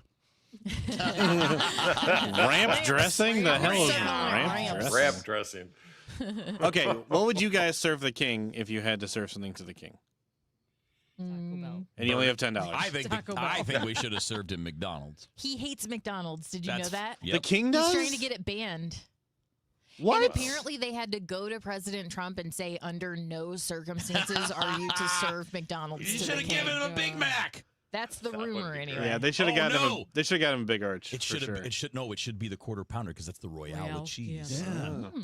Okay. He's scared. He's scared of sipping that McDonald's Sprite and taking him out. That's what he's scared of. Yeah, William's always trying to get him to take a sip. So this is not a Trump thing at all because presidents have been doing this forever. Right. But am I the only one that it sort of bothers? I know we have to do business. I know to some extent the way business is done at that level, but I just feel like it's such a reminder that we are serfs and peons. When it's like, oh, we're having ramps for dinner and everything's gold plated and the car I pulled up in cost, $40 million. I just find it distasteful. Yeah. No, I can see that. No disagreement. Molly says ramps are a type of leak. What's a leak? No, I'm kidding. Hey, it's Molly Highland. Hi, Molly. Hello, Molly. President Trump is going to be the first living president to appear on a U.S. passport. The concept for these special passports that are going to coincide with America 250 include a rendering of Trump's visage, and they were finally approved late Monday. They've been talking about this for months. Between 25 and 30,000 of the new passports will be available to applicants at the Washington, D.C. passport office beginning shortly before July 4th. So from what I'm able to tell, yes, this does seem like a special edition. You have to line up and go to a special spot to get it. Not everyone who is applying for a passport this year is going to get the President Trump passport. Stop putting your name and face on things, please. I think I even saw that there was a GOP member that was just like, we laughed when Putin's face was everywhere. We laughed when Kim Jong-un's face was everywhere. Like, we've made fun of that. And he's like, I think that sometimes these people that are trying to please him so hard are coming off across a little Have foolish. you guys seen the Donald Trump 15-foot Kim Jong-un statue? Yes. Wait, what? The gold one? Yeah, I thought it was AI. Yeah. Where is it? It's at his golf course. Like Dork Hall. And you know the famous Kim Jong-un holding his hand up like this? It's the same thing. Wait, it's 15 foot tall It's gold. at Kim Jong-un's golf course? No, it's at Trump's golf course. He has a statue of Kim Jong-un? No, he has a statue of himself in gold at the golf course. But it's very reminiscent of the Kim Jong-un. Oh, so he's just striking that pose. Yes. Okay, it's weird, but not as weird if it was actually it's Kim weird. Jong-un. I literally thought it was AI. I did too. I searched That's all why the I didn't comments. bring it up. Yep. Real thing. Thank you, Dave. Appreciate it. All right. Tell you guys about the doctors at Ophthalmology Associates. I was just texting with my doctor, Dr. Greg Birdie, today. Great guy. Super great guy. I told the story before, but, you know, our kids are everything to us. And right before Phoebe went off to KU, she said to Maureen and I, hey, I'm having a little bit of trouble with my eyes. And so right away, I just texted Greg, and he got her in, and she loved him. I was a little worried because, you know, Phoebe. And she's like, oh, I love that guy. He was so great. And turns out she needed the same basic prescription that I have. Very light, but, you know, helps driving at night, things like that. Every 12 months, your prescription goes stale. That's why you can't just go back in and, hey, just give me another pair of glasses. I've had 3 or 4 exams there. You go from this person to this person. It sounds hard. It's not. They're very courteous. They're very professional. Nothing hurts. I worry about every doctor's appointment. I never worry about ophthalmology. And then at the end, you end up with one of the doctors sitting across from you answering all of your questions. I call that the Francis Glover rule. She always wanted to end everything sitting across from a doctor who would give her time, and they certainly do at ophthalmology. If you're in the market for the LASIK procedure, or if you think you may have cataracts, they are the perfect people to call. 314-966-5000 or youridoc.com. Traffic from the MichaelsFlooringOutlet.com Traffic Center. Well, there's a better run on northbound 170 right now. Still slow, but it's only slow from 70 up to Airport Road instead of Hanley. Westbound 70, Riverview, Goodfellow area backs up. Then it's slow out past Jennings Station. A little busy at the east terminal of the airport past the Rock Road. West of Earth City, headed out through Zumbel, there's just slow pockets. They had an incident west of 94 they were clearing.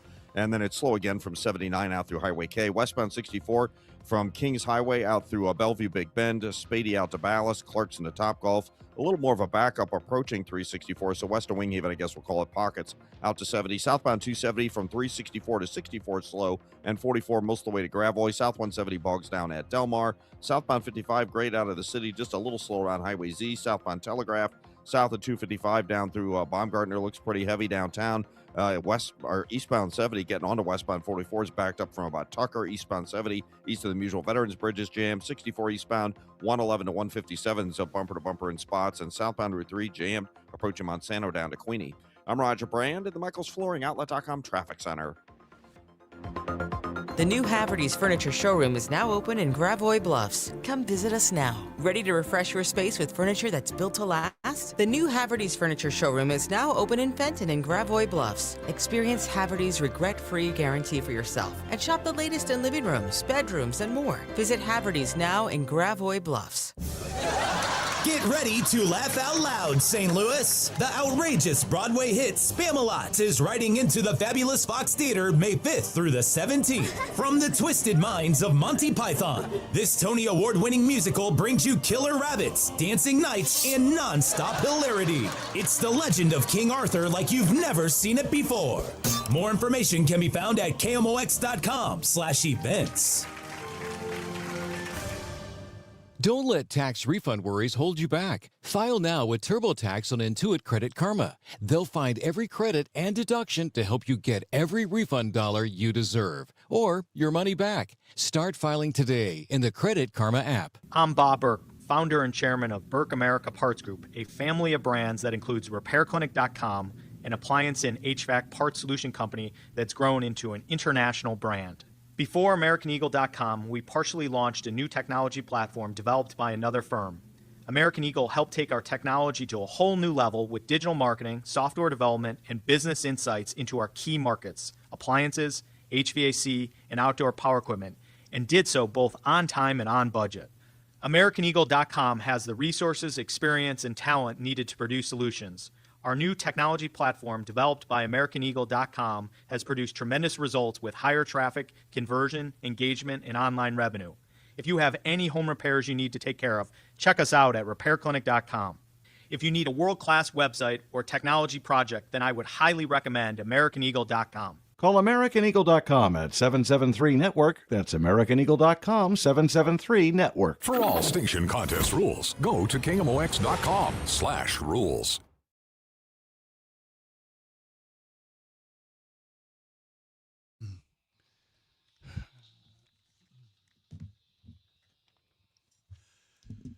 Welcome back, DGS. Okay, I have an enormous question. We're just looking out the window, and there are these people out there in a minivan who are there every Wednesday and just handing out groceries to homeless people. They've done that for years, and I think that's wonderful. My question is, and I'm not suggesting that we become a communist country or a socialist country or anything like that. My question is, if somehow the globe did come together and agree, could we end hunger? Or have we ended hunger? Because anyone in the United States who wants to avail themselves of charities and SNAP and things like that can, and we send a lot of money overseas, or at least we used to. Like, could we, as a species, end hunger? Yes. Yeah. Yeah. It's a matter of will. We choose not to. Yeah. And I don't think hunger is solved in this country by a massive margin. It is not easy to get on benefits. There's constant hoops you have to jump through. I don't think it's really that easy if you're unhoused to just like locate food. I think there are a lot of people who just can't afford food. They make too much for benefits, but not enough for, be able to feed their family of, 5 or 6 or whatever. I think you ask pretty much anybody that knows, and they're going to tell you we're not great with food in this country at all. We got a lot of hungry people, a lot of hungry kids. Yeah, the stats show that in 2022, roughly 20,500 deaths were related to malnutrition-related deaths. Yeah, it's just this is the thing. Did we solve anything if we have to rely on charity? It's a good question. Right? I mean, to me, that's the question. Is charity really the solution? Because it feels like there could be, but the problem is it requires everybody, especially people at the top of the food chain, to accept less for themselves. And clearly, as a species, we are not okay with that. How do you think you guys would be if the globe did get together and say, hey, look, we figured this out. Everyone can have enough food and shelter, but everyone has to take a 50% cut in pay? Yeah, almost nobody would do it. Well, nobody would do it because then if we took a 50% cut in pay, we wouldn't be able to afford the food. It's like uniform 50% is a little crazy. I couldn't afford groceries if I Right. made half what I make. Well, now. I guess if you assume that nobody would have to pay for groceries, right? Like you would be included in that.